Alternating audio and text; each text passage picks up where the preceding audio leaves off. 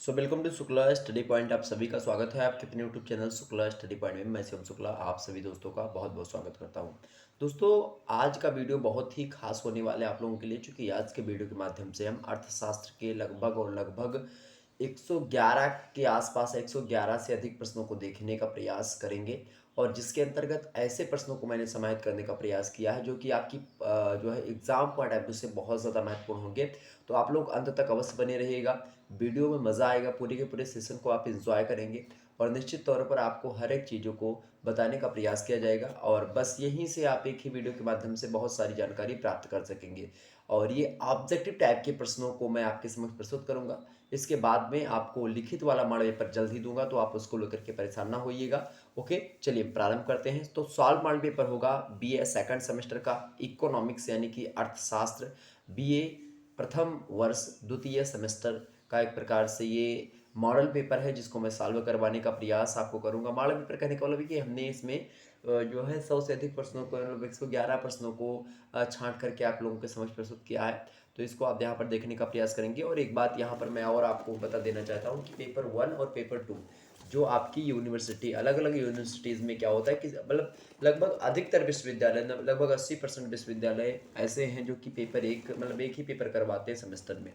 But कुछ विश्वविद्यालय ऐसे हैं कि जो कि दो दो पेपर करवा रहे हैं। तो उसके लिए दो पेपर वालों के लिए यही एक वीडियो कंप्लीट आप देख लेंगे तो हो जाएगा।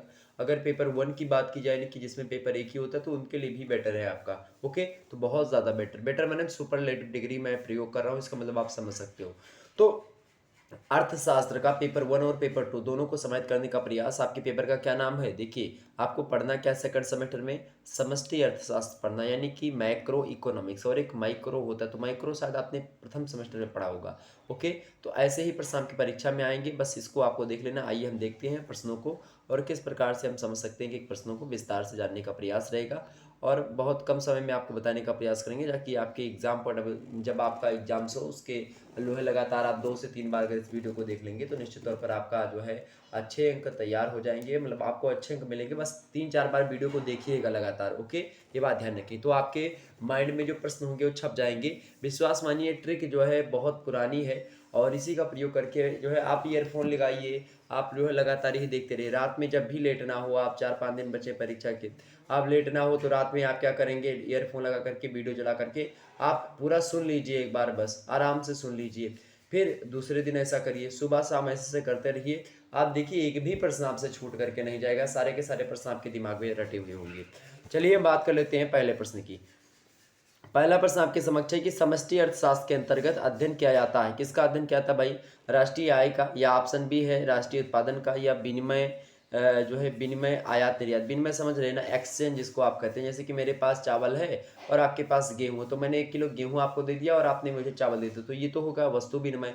बात की जाए अगर जो है पैसों की विनिमय की, से हमने पैसा दिया और आपसे मैंने वस्तु ले ली, यानी कि 1 किलो चीनी मैंने खरीदी 40 रुपए की, तो मैंने आपको 40 रुपए दिए और आपने मुझे क्या दिया, 1 किलो चीनी दिया। तो ये भी एक प्रकार से क्या होगा, विनिमय हो गया। तो उसी को हम विनिमय, तो ये बताइए ये सभी, और ऑप्शन डी दिया उपर्युक्त तो सभी। तो बताने का प्रयास करें समष्टि अर्थशास्त्र के अंतर्गत क्या क्या अध्ययन किया जाता है। तो राष्ट्रीय आय को भी हम इसमें पढ़ते हैं, राष्ट्रीय उत्पादन जो उत्पादन सकल घरेलू उत्पाद ये सब जो होता है इसको देखते हैं, राष्ट्रीय आय को देखते हैं, विनिमय यानी कि जो है आयात निर्यात होता है इसको भी हम यानी सभी को समाहित करते हैं। ऑप्शन नंबर इसका कौन सा करेक्ट होगा, D option is right answer, यानी घा करेक्ट आंसर होगा प्रथम प्रश्न का। अगला प्रश्न आप देखिएगा, सेकंड नंबर प्रश्न आपके समक्ष है कि the general theory of employment interest and money, ये पुस्तक है और इस पुस्तक के लेखक कौन है, आपसे ही पूछा जा रहा है। प्रश्न क्या है, प्रश्न है कि the general theory of employment interest and money, इस पुस्तक के लेखक कौन है। ऑप्शन ए में दिया है एडम स्मिथ, बी में दिया है जेबी से, और ऑप्शन सी दिया है प्रोफेसर कीन्स, और डी दिया प्रोफेसर मार्शल। करेक्ट आंसर इसका क्या होगा, फटाफट से बताने का प्रयास करेंगे। तो द जर्नल थियरी ऑफ जो है एम्प्लॉयमेंट इंटरेस्ट एंड मनी, इस पुस्तक के लेखक हैं प्रोफेसर कीन्स। ऑप्शन सी में दिया यानी कि गा नंबर ऑप्शन राइट आंसर, ये बात ध्यान रखेंगे।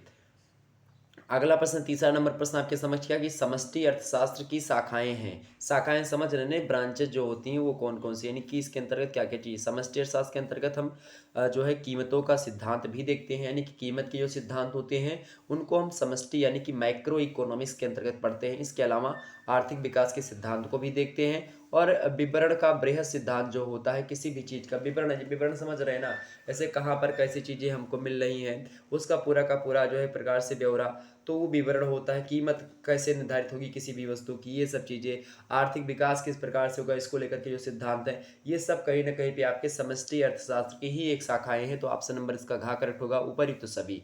ओके। और यहाँ पर जब भी देखेंगे यहाँ पर हैं लिखा हुआ है, हैं का मतलब ये होता है बहुवचन, यानी जब भी आपको हैं लिखा हुआ मिलेगा तो आपको एक ऑप्शन डी वाला देगा ऊपर सभी, तो वो लगा दीजिएगा। तो ये बात बड़ी इंपॉर्टेंट होती है किसी भी परीक्षा में अच्छे अंक प्राप्त करने के लिए कि आपको स्मार्ट वर्क करना है, यानी कि उसमें क्वेश्चन से ही आपको उत्तर तक पहुंच जाना है। यानी कि है लिखा है मतलब एक ही होगा, है लिखा है तो लगभग सभी होगा। ये लगभग 90% से 99.99% तक यही ट्रिक फॉलो होती है। एक आध 2% एक्सेप्शन है, तो बाकी उसमें कोई दिक्कत नहीं, आप लगा सकते हो उपयुक्त सभी। ओके, चलिए हम आगे बढ़ते हैं और एक आध दो उदाहरण भी समझ लेंगे। चौथा नंबर प्रश्न है समष्टि अर्थशास्त्र अध्ययन करता है। अच्छा, यहाँ पर मैंने एक और ऊपर सभी आपको बताया था, उसमें भी देखेंगे है नहीं दिखाया यहाँ पर ना, अध्ययन किया जाता है। अब अच्छा यहाँ पर है जो होगा किया जाता है, तो किया जाता है तो है ही उचित है, क्योंकि है यहाँ पर नहीं होगा, किया जाता है कभी ऐसा तो होगा नहीं, किया जाता है। ऐसे पूछेगा कि हाँ इस पुस्तक के लेखक, ऐसे पूछेगा तो उसमें डी दिया होगा। ओके, आइए देखते हैं भैया सम्मान सूचक सब, जैसे यहाँ पर पूछा गया सम्मान सूचक कि हाँ इस पुस्तक के लेखक कौन है, तो यहाँ पर हैं लिखा, क्योंकि जब भी किसी हम जो है पर्टिकुलर या फिर किसी फेमस व्यक्ति का नाम बताते तो हैं बोलते हैं ज़्यादा जो है एक प्रकार से रिस्पेक्टफुली लगता है ना, और है लगता है अबे कहाँ जा रहा है, ऐसे बोले तो थोड़ा सा लगेगा कि हाँ लाठी मार रहा है। अगर बोले कि हाँ भाई कहाँ जा रहे हो, या जो है आप कहाँ जा रहे हैं, तो ऐसे बोलेंगे ना, और तुम कहाँ जा रहे हैं, या फिर तुम कहाँ जा रहा, तू कहाँ जा रहा है, ऐसे बोलेंगे। और आप कहाँ जा रहे हैं बोलेंगे, क्यों, क्योंकि सम्मान सूचक शब्द है। ओके, आइए देखते हैं। चौथा प्रश्न है कि समष्टि अर्थशास्त्र अध्ययन करता है सामूहिक क्रियाओं का करता है, या आर्थिक क्रियाओं का, या फिर अनार्थिक क्रियाओं का करता है, किसका करता है, सभी को पता होगा। समष्टि अर्थशास्त्र जो होता है, समष्टि माने बड़ा, तो सभी का यानी सामूहिक क्रियाओं का अध्ययन करता है। ऑप्शन नंबर इसका का। माइक्रो माने छोटा और मैक्रो माने बड़ा, ठीक है, ये समझो सभी बात। तो राष्ट्रीय आय बड़ी चीज है, राष्ट्रीय उत्पादन बड़ी चीज है, विनिमय आयात निर्यात ये सब बड़ी चीज है। तो ये सब जो होता है माइक्रो इकोनॉमिक्स के अंतर्गत हम पढ़ते हैं। और जो माइक्रो इकोनॉमिक्स होता है यानी कि जो व्यष्टि अर्थशास्त्र होता है एक, और एक समष्टि होता है। समष्टि माने हम बड़े का, और व्यष्टि माने होता है छोटा, ठीक है, ये बात ध्यान रखेंगे। तो हम देखते हैं यहाँ पर अगला प्रश्न आपका क्या होगा। समष्टि अर्थशास्त्र के स्वरूप हैं, समष्टि अर्थशास्त्र के स्वरूप हैं यानी उसके स्वरूप हैं, तो बताइए। ऑप्शन है दिया दिया यहाँ पर, देखिए हैं दिया हुआ है। अब इसमें देखते हैं कि क्या सही होगा आपका डी ऑप्शन। देखिए अस्थैतिक समष्टि अर्थशास्त्र बिल्कुल समष्टि अर्थशास्त्र का ही स्वरूप है। तुलनात्मक समष्टि स्थितिकी ये भी है। समष्टि जो है प्रावैगिकी ये भी है। बिल्कुल करेक्ट आंसर आपका होगा घा, यानी कि D option is right answer, उपयुक्त सभी करेक्ट आंसर बिल्कुल। अगला प्रश्न आपके समक्ष छठवां नंबर की सूक्ष्म तथा समष्टि अर्थशास्त्र, यानी सूक्ष्म मतलब व्यष्टि। ओके, तो सूक्ष्म तथा समष्टि अर्थशास्त्र है, बताइए एक दूसरे के प्रतिकूल है, एक दूसरे के पूरक है, या परिस्थिति के अनुरूप है, या इनमें से कोई नहीं है। तो भाई जो सूक्ष्म यानी व्यष्टि और समष्टि ये दोनों एक दूसरे के पूरक है, क्योंकि छोटी छोटी चीजें मिलकर के ही बड़ी चीजें बनती हैं। तो छोटे छोटे सिद्धांत मिलकर के बड़े सिद्धांतों का निर्माण करते हैं, छोटी छोटी आय मिलकर के राष्ट्रीय आय का निर्माण करते हैं, छोटे छोटे उत्पादन मिलकर के सकल राष्ट्रीय उत्पादन मतलब कि जो उत्पादन होता है उसमें भूमिका निभाते हैं। तो कहीं ना कहीं पे आप ये समझ जाइए कि एक दूसरे के क्या है, कॉम्प्लीमेंट है यानी पूरक है। तो सूक्ष्म यानी कि माइक्रो एंड जो है macro economics is a compliment. Okay, यानी कि एक दूसरे के क्या है भाई, ये पूरक है। ऑप्शन नंबर इसका खा करेक्ट होगा, राइट आंसर। अगला प्रश्न देखिएगा आप लोगों के समक्ष प्रस्तुत है, 7वां नंबर प्रश्न देखिएगा।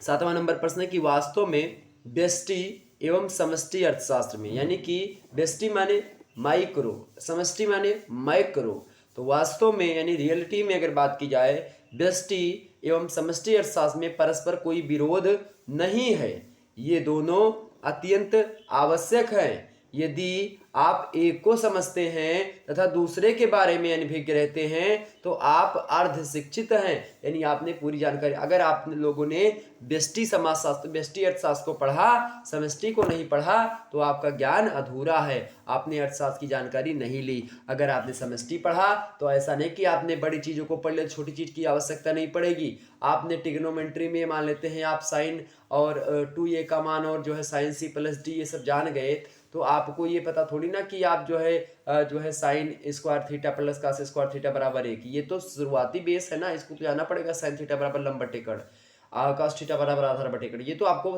जो है एक प्रकार से बेसिक चीज है। तो बेसिक यानी मूलाधार जो होता है उसको परम आवश्यक है। ऐसा नहीं कि पहले आप छत डालेंगे घर पे तो उसके बाद में फिर नींव डालेंगे, पहले नींव डालेंगे तब छत डालेंगे, फिर मतलब पहले दीवार मतलब नींव के बाद में चढ़ाएंगे, उसके बाद में सारी चीजें करेंगे।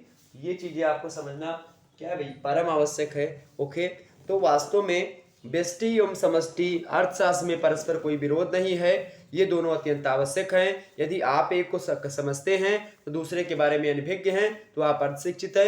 या कथन कहा था एक विद्वान ने, बड़े फेमस विद्वान है, उनका नाम है प्रोफेसर सैमुअल। क्या नाम है? Professor Samuel. ये बड़े फेमस हैं और इन्होंने ये बात बताई थी। कौन सी बात बताई थी भाई? यही बात जो मैंने आपके समक्ष अभी बताई क्वेश्चन नंबर 7 में। तो प्रोफेसर सैमुअल ऑप्शन नंबर गा में दिए हैं, इन्हीं पर आप टिक लगा दीजिएगा, गोला काला हो जाएगा आपका। ऑप्शन नंबर गा करेक्ट आंसर। अगला प्रश्न देखिएगा, अगला प्रश्न आपके लोगों के समक्ष क्या है? किसी भी यूनिवर्सिटी से आप हो, सभी यूनिवर्सिटी का सिलेबस सेम है और सारे के सारे प्रश्न इसी वीडियो से आने का प्रयास रहेंगे। आप लोगों की रिक्वायरमेंट होगी तो मैं एक आध वीडियो और आपको दे दूंगा, 2 वीडियो और दे दूंगा, परेशान मत होना उसके लिए, लेकिन यही आप लोगों के लिए काफ़ी है। और फिर भी आप लोगों का जब लिखित मॉडल पेपर होगा तो 4-5 लिखित मॉडल पेपर आपको दे दूंगा, ताकि कोई दिक्कत ना हो आपको। तो परेशान होने की आवश्यकता नहीं है, आपकी परीक्षा आते आते मैं आपकी पूरी तैयारी करवा दूंगा। ओके, यही पूरी कोशिश मेरी रहेगी, पूरी कोशिश 100%। जिस प्रकार से आपको प्रथम सेमेस्टर में तैयारी आप लोगों ने विधिवत तरीके से करी है, उसी प्रकार से हम सेकंड सेमेस्टर में करेंगे।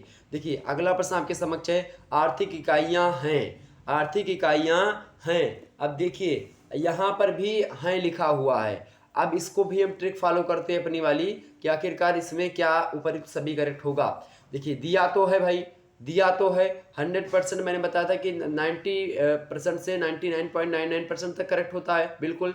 तो पहले हम इसको लगा देते हैं, उसके बाद में हम पढ़ते हैं। आर्थिक इकाइयाँ राष्ट्रीय आय होती है, बिल्कुल भाई। राष्ट्रीय आय के बिना राष्ट्रीय मतलब की आर्थिक इकाई हम कैसे निर्धारित करेंगे? राष्ट्रीय इकाई में राष्ट्रीय आय नंबर 1 पर, ठीक बिल्कुल। कुल उपभोग क्या है, सामान्य कीमत स्तर क्या है, सभी आते हैं। ऑप्शन नंबर इसका घ करेक्ट होगा, D option is right answer. Trick बिल्कुल फॉलो कर रही है। ओके, आगे बढ़ते हैं।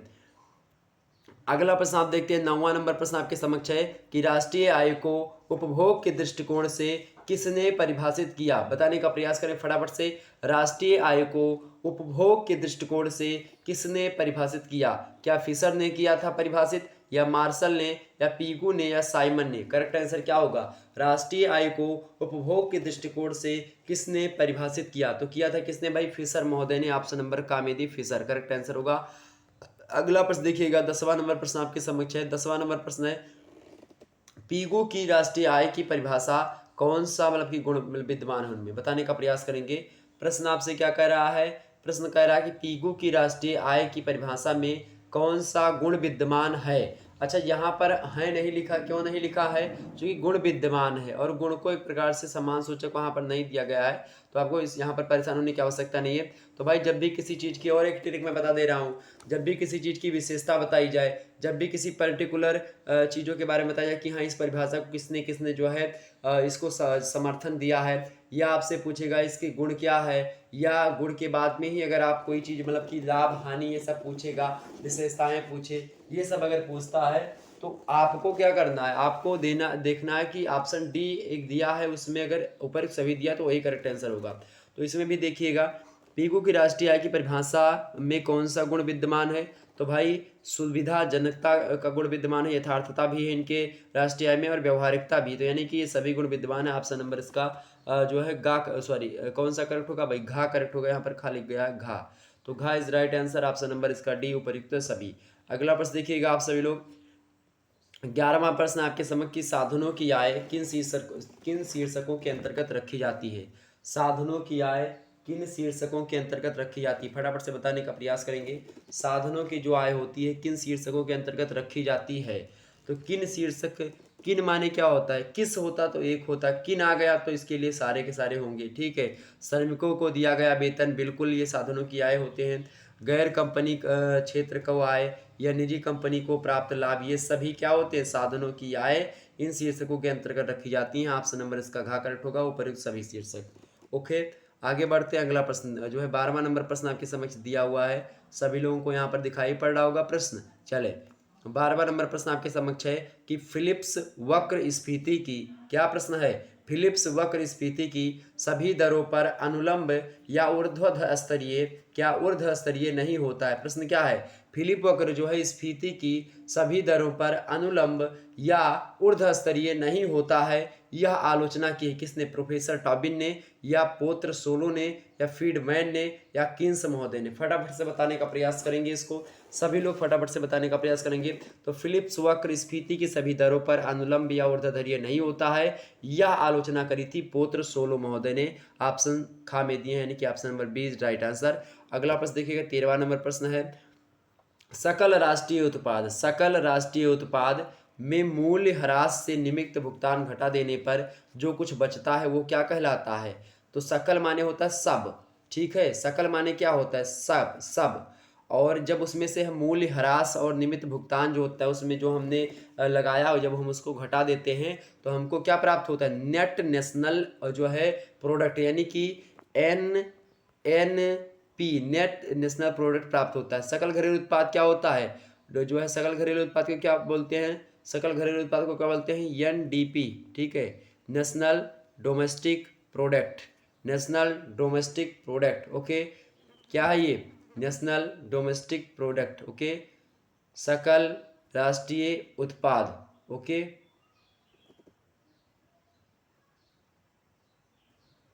और इसको क्या बोलेंगे, एनएनपी, यानी कि यहाँ पर क्या होगा, ये जाएगा, ये यहाँ पर जो है आपका नेट हो जाएगा, यानी कि विशुद्ध। तो विशुद्ध राष्ट्रीय उत्पाद, जब हम सकल राष्ट्रीय उत्पाद में से मूल्य ह्रास के जो निमित्त हमने भुगतान किया है, जब उस भुगतान को हमने घटा देते, मतलब कि हम लोग घटा देते हैं तो हमको विशुद्ध राष्ट्रीय उत्पाद प्राप्त होता है। ऑप्शन नंबर इसका खा करेक्ट होगा। मोस्ट इंपॉर्टेंट प्रश्न एग्जाम्स में छपेगा। अगला प्रश्न आप देखिएगा, 14वां नंबर प्रश्न है। इस प्रश्न को 13 नंबर प्रश्न एकदम से कंठस्थ कर लीजिएगा, ये आएगा तो आएगा 100%। अगला प्रश्न है, अर्थशास्त्र के प्रत्येक क्षेत्र के लिए किस खाते की व्यवस्था की जाती है। अर्थशास्त्र के प्रत्येक क्षेत्र के लिए किस खाते की व्यवस्था की जाती है, बताने का प्रयास करेंगे। किस खाते की व्यवस्था की जाती है। ऑप्शन है परिचालन खाता, बिल्कुल। ऑप्शन बी है चालू खाता। तो भाई सभी खाता, पूंजी खाता, सभी। जब भी अर्थव्यवस्था के प्रत्येक क्षेत्र पूछ रहा है, यहाँ पर देखिए, अब क्वेश्चन को अगर ध्यान से पढ़ेंगे तो उत्तर उसी में छुपा है। प्रत्येक क्षेत्र में, तो जरूरी नहीं कि प्रत्येक क्षेत्र में जो है एक ही खाते का प्रयोग किया जाएगा, सभी खातों का। तो ऑप्शन नंबर इसका क्या होगा, डी, यानी कि घा ऑप्शन, उपयुक्त सभी। अगला प्रश्न देखिएगा, 15वां नंबर प्रश्न आपके समक्ष है। समस्त वस्तुओं एवं सेवाओं के शुद्ध मूल्यों का योग अंतिम उत्पादन योग बनता है, जिसके आधार पर राष्ट्रीय आय का अनुमान लगाया जाता है। यह निम्न में से किस विधि के अनुसार है, वस्तु सेवा विधि के अनुसार, या आय प्राप्त विधि, या फिर उपभोग बचत विधि। और ये सब विधियां जो हैं ये राष्ट्रीय आय निकालने की विधियां हैं। आपसे पूछे राष्ट्रीय आय निकालने की विधियां, तो वस्तु सेवा विधि, आय प्राप्ति विधि, उपभोग बचत विधि, यानी कि उपभोग करने का क्या बच रहा है, वस्तु की सेवा में क्या बच रहा है, इससे या क्या आय प्राप्त हो रही। सकल अगर हमने आय उत्पादन कर लिया, मतलब आय निकाल लिया, तो हमको पता चल गया कि हाँ क्या क्या चीज़ें मिल रही हैं, ओके, कितनी आय है राष्ट्र की। तो आपसे प्रश्न क्या पूछ रहा है, प्रश्न पूछ रहा है कि समस्त वस्तुओं एवं सेवाओं के शुद्ध मूल्यों का योग, क्या सेवाओं के शुद्ध मूल्यों का योग अंतिम उत्पादन योग बनता है, जिनके आधार पर हम लोग राष्ट्रीय आय का अनुमान लगाते हैं, या निम्न में से किस विधि के अनुसार ऐसा होता है। तो भाई वस्तु सेवा विधि, चूंकि यहाँ पर वस्तुओं और सेवाओं के शुद्ध मूल्यों के योग को ही अंतिम उत्पादन का योग जो है बताया गया है, बिल्कुल यही होता भी है। तो ऑप्शन नंबर ये वस्तु सेवा विधि के अनुसार है, ऑप्शन नंबर इसका क्या करेक्ट होगा। अगला प्रश्न 16वां नंबर प्रश्न है कि द्रव्य प्रवाहों अर्थात मौद्रिक खर्चों के प्रवाह के आधार पर राष्ट्रीय आय में उपस्थित परिवर्तन मापने का प्रयास किया है। किसने किया भाई, कौन सा प्रयास, द्रव्य प्रवाहों, मतलब कि मौद्रिक जो खर्च होते हैं उनके प्रवाह के आधार पर राष्ट्रीय आय में उपस्थित परिवर्तन मापने का प्रयास जो किया था वो मॉरिस कुपलैंड महोदय ने किया था। ऑप्शन खा में दिए मॉरिस कुपलैंड, करेक्ट आंसर होगा ऑप्शन नंबर खा। अगला प्रश्न देखिएगा, 17वां नंबर प्रश्न आपके समक्ष है। 17वां नंबर प्रश्न है कि सामाजिक लेखांकन के प्रमुख अंग हैं, बताने का प्रयास करें। सामाजिक लेखांकन के प्रमुख अंग हैं, फटाफट से बताने का प्रयास करेंगे। सकल राष्ट्रीय उत्पाद, या बाजार कीमतों पर राष्ट्रीय आय, या व्यय योग्य आय, या उपरोक्त सभी। तो यहाँ पर देखिएगा आपको क्या दिया हुआ है, दिया हुआ है। एक बार फिर से ट्रिक फॉलो करते हैं और आंख मूंद करके ऑप्शन घा लगा देते हैं। सामाजिक लेखांकन के अंग में सकल राष्ट्रीय उत्पाद आपका आता है, बाजार कीमतों पर राष्ट्रीय आय भी आती है, व्यय योग्य आय भी आती है। तो ये सब आते हैं, यानी कि का खा गा ये तीनों सही, यानी कि आपको घा में दिया है ऊपर, तो सभी तो करेक्ट आंसर ये होगा मेरे प्यारे दोस्तों। लगा दीजिएगा और एक बार वीडियो को लाइक और शेयर कर दीजिएगा, सभी दोस्तों के पास वीडियो को शेयर कर दीजिएगा। आप लोगों का यह उत्तरदायित्व है, आप लोगों का यह परम कर्तव्य है कि आप लगभग 10-10 व्यक्तियों से इस चैनल को सब्सक्राइब करवाएंगे और 10-10 व्यक्तियों से वीडियो को लाइक करवाएंगे, शेयर करवाएंगे सभी दोस्तों के पास, ताकि जो है आप लोगों के लिए मैं लगातार इसी प्रकार से मेहनत करता रहूं और आपको अच्छे अच्छे एग्जाम पॉइंट ऑफ व्यू से महत्वपूर्ण प्रश्नों का सामना आपसे करवाता रहूं। आइए हम आगे बढ़ते हैं, और भी बहुत ही महत्वपूर्ण प्रश्न हमने इसमें रखे हैं, आइए देखते हैं। और ट्रिक आपकी फॉलो हो रही भाई, हैं उपयुक्त सभी। आगे देखो भाई, अगला प्रश्न आपके समक्ष 18वां नंबर प्रश्न है, साइमन कुजनेट्स ने राष्ट्रीय आय की गणना हेतु निम्न में से किस विधि का उल्लेख किया है? बताने का प्रयास करेंगे। तो साइमन कुजनेट्स ने राष्ट्रीय आय की गणना हेतु निम्न में से किस विधि का उल्लेख किया है? वस्तु सेवा विधि का, या आय प्राप्ति विधि का, या उपभोग बचत विधि का? तो साइमन कुजनेट्स ने राष्ट्रीय आय की गणना के लिए सभी विधियों का प्रयोग करने का प्रयास किया। ऑप्शन नंबर इसका घ करेक्ट होगा। अगला प्रश्न आप देखिएगा, 19वां नंबर प्रश्न है, भारत की राष्ट्रीय आय की गणना की जाती है। भारत की राष्ट्रीय आय की गणना की जाती है, बताइए। योजना आयोग के द्वारा, या भारतीय सांख्यिकी संस्थान के द्वारा, या वित्त आयोग के द्वारा, या फिर केंद्रीय सांख्यिकीय संगठन के द्वारा? तो भारत की जो राष्ट्रीय आय है उसकी गणना जो की जाती है केंद्रीय सांख्यिकीय संगठन के द्वारा की जाती है। ऑप्शन नंबर इसका घ करेक्ट होगा, केंद्रीय सांख्यिकीय संगठन के द्वारा की जाती है। ऑप्शन नंबर घ is right answer in this question. Next प्रश्न आपके समक्ष आ चुका है। नेक्स्ट प्रश्न देखिएगा सभी लोग, और वीडियो को शेयर करते रहिएगा। ओके, चलिए 20वां नंबर प्रश्न है आपके समक्ष कि भारत की राष्ट्रीय आय में निम्नलिखित में से किस क्षेत्र का सबसे कम योगदान है? भारत की राष्ट्रीय आय में निम्नलिखित में से किस क्षेत्र का सबसे कम योगदान है? प्राथमिक क्षेत्र का, या द्वितीयक क्षेत्र का, या तृतीयक क्षेत्र का, या तीनों का योगदान समान है? बताइए। तो भारत की राष्ट्रीय आय में बात की जाए तो द्वितीयक जो क्षेत्र है उसका सबसे कम योगदान माना जाता है। ऑप्शन नंबर इसका खा करेक्ट होगा। अगला प्रश्न देखिएगा, 21 नंबर प्रश्न है, एग्जाम पॉइंट ऑफ व्यू से बहुत ज़्यादा महत्वपूर्ण प्रश्न है। प्रश्न क्या है कि भारत में सकल घरेलू बचतों में सर्वाधिक योगदान किसका है? भारत में सकल घरेलू बचतों में सर्वाधिक योगदान किसका? तो भाई सकल घरेलू की बात करें तो घरेलू क्षेत्रों की ही उसमें योगदान ज़्यादा होगा। ऑप्शन नंबर इसका का करेक्ट होगा। अगला प्रश्न आप देखिएगा, 22 नंबर प्रश्न आपके समक्ष है कि भारत में प्रति व्यक्ति न्यूनतम आय प्रति व्यक्ति, भारत में प्रति व्यक्ति यानी जो पर कैपिटा इनकम है इंडियन की वो, तो भारत में प्रति व्यक्ति न्यूनतम आय वाला राज्य कौन सा है? यानी कि ऐसा कौन सा राज्य है जहां पर जो है व्यक्तियों की प्रति व्यक्ति आय बहुत कम है? तो बिहार है, या उड़ीसा है, या राजस्थान, या गुजरात है? तो भाई बिल्कुल सभी को पता होगा कौन सा राज्य आपको पड़ेगा, बिहार। ऑप्शन नंबर इसका का होगा। अगला प्रश्न देखिएगा, 23 नंबर यानी कि 23, राष्ट्रीय जो है न्यायाधीश सर्वेक्षण यानी कि एनएसएस, राष्ट्रीय न्यायाधीश सर्वेक्षण एनएसएस की स्थापना कब की गई थी? तो कब की गई थी भाई, फटाफट से बताने का प्रयास करेंगे। 1950 में, यानी कि 1950 ईस्वी में राष्ट्रीय न्यायाधीश सर्वेक्षण यानी कि एनएसएस की स्थापना की गई। अगला प्रश्न देखिएगा, 24 नंबर प्रश्न आपके समक्ष है।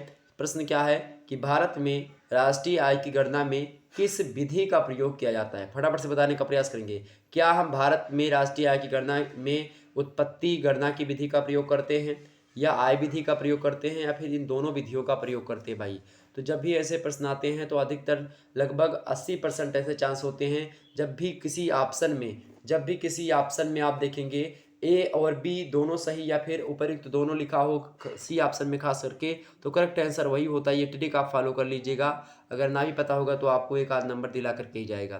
तो भारत में राष्ट्रीय आय की गणना में किस विधि का प्रयोग किया जाता है? तो उत्पत्ति गणना विधि का भी और आय विधि का भी। ऑप्शन नंबर इसका घा करेक्ट होगा, उपयुक्त दोनों। 25 नंबर प्रश्न देखिए, भारत में आप लोग भी उत्तर कमेंट सेक्शन में बताने का प्रयास करेंगे, बातचीत बिल्कुल भी ना करें, कमेंट सेक्शन में उत्तर बताएं, डिस्टर्ब ना करें। नहीं हो सकता है कि आपकी ही वजह से जो है कुछ जो है अलग प्रकार से चीज़ें की जाए, तो इसके लिए बातचीत ना करें।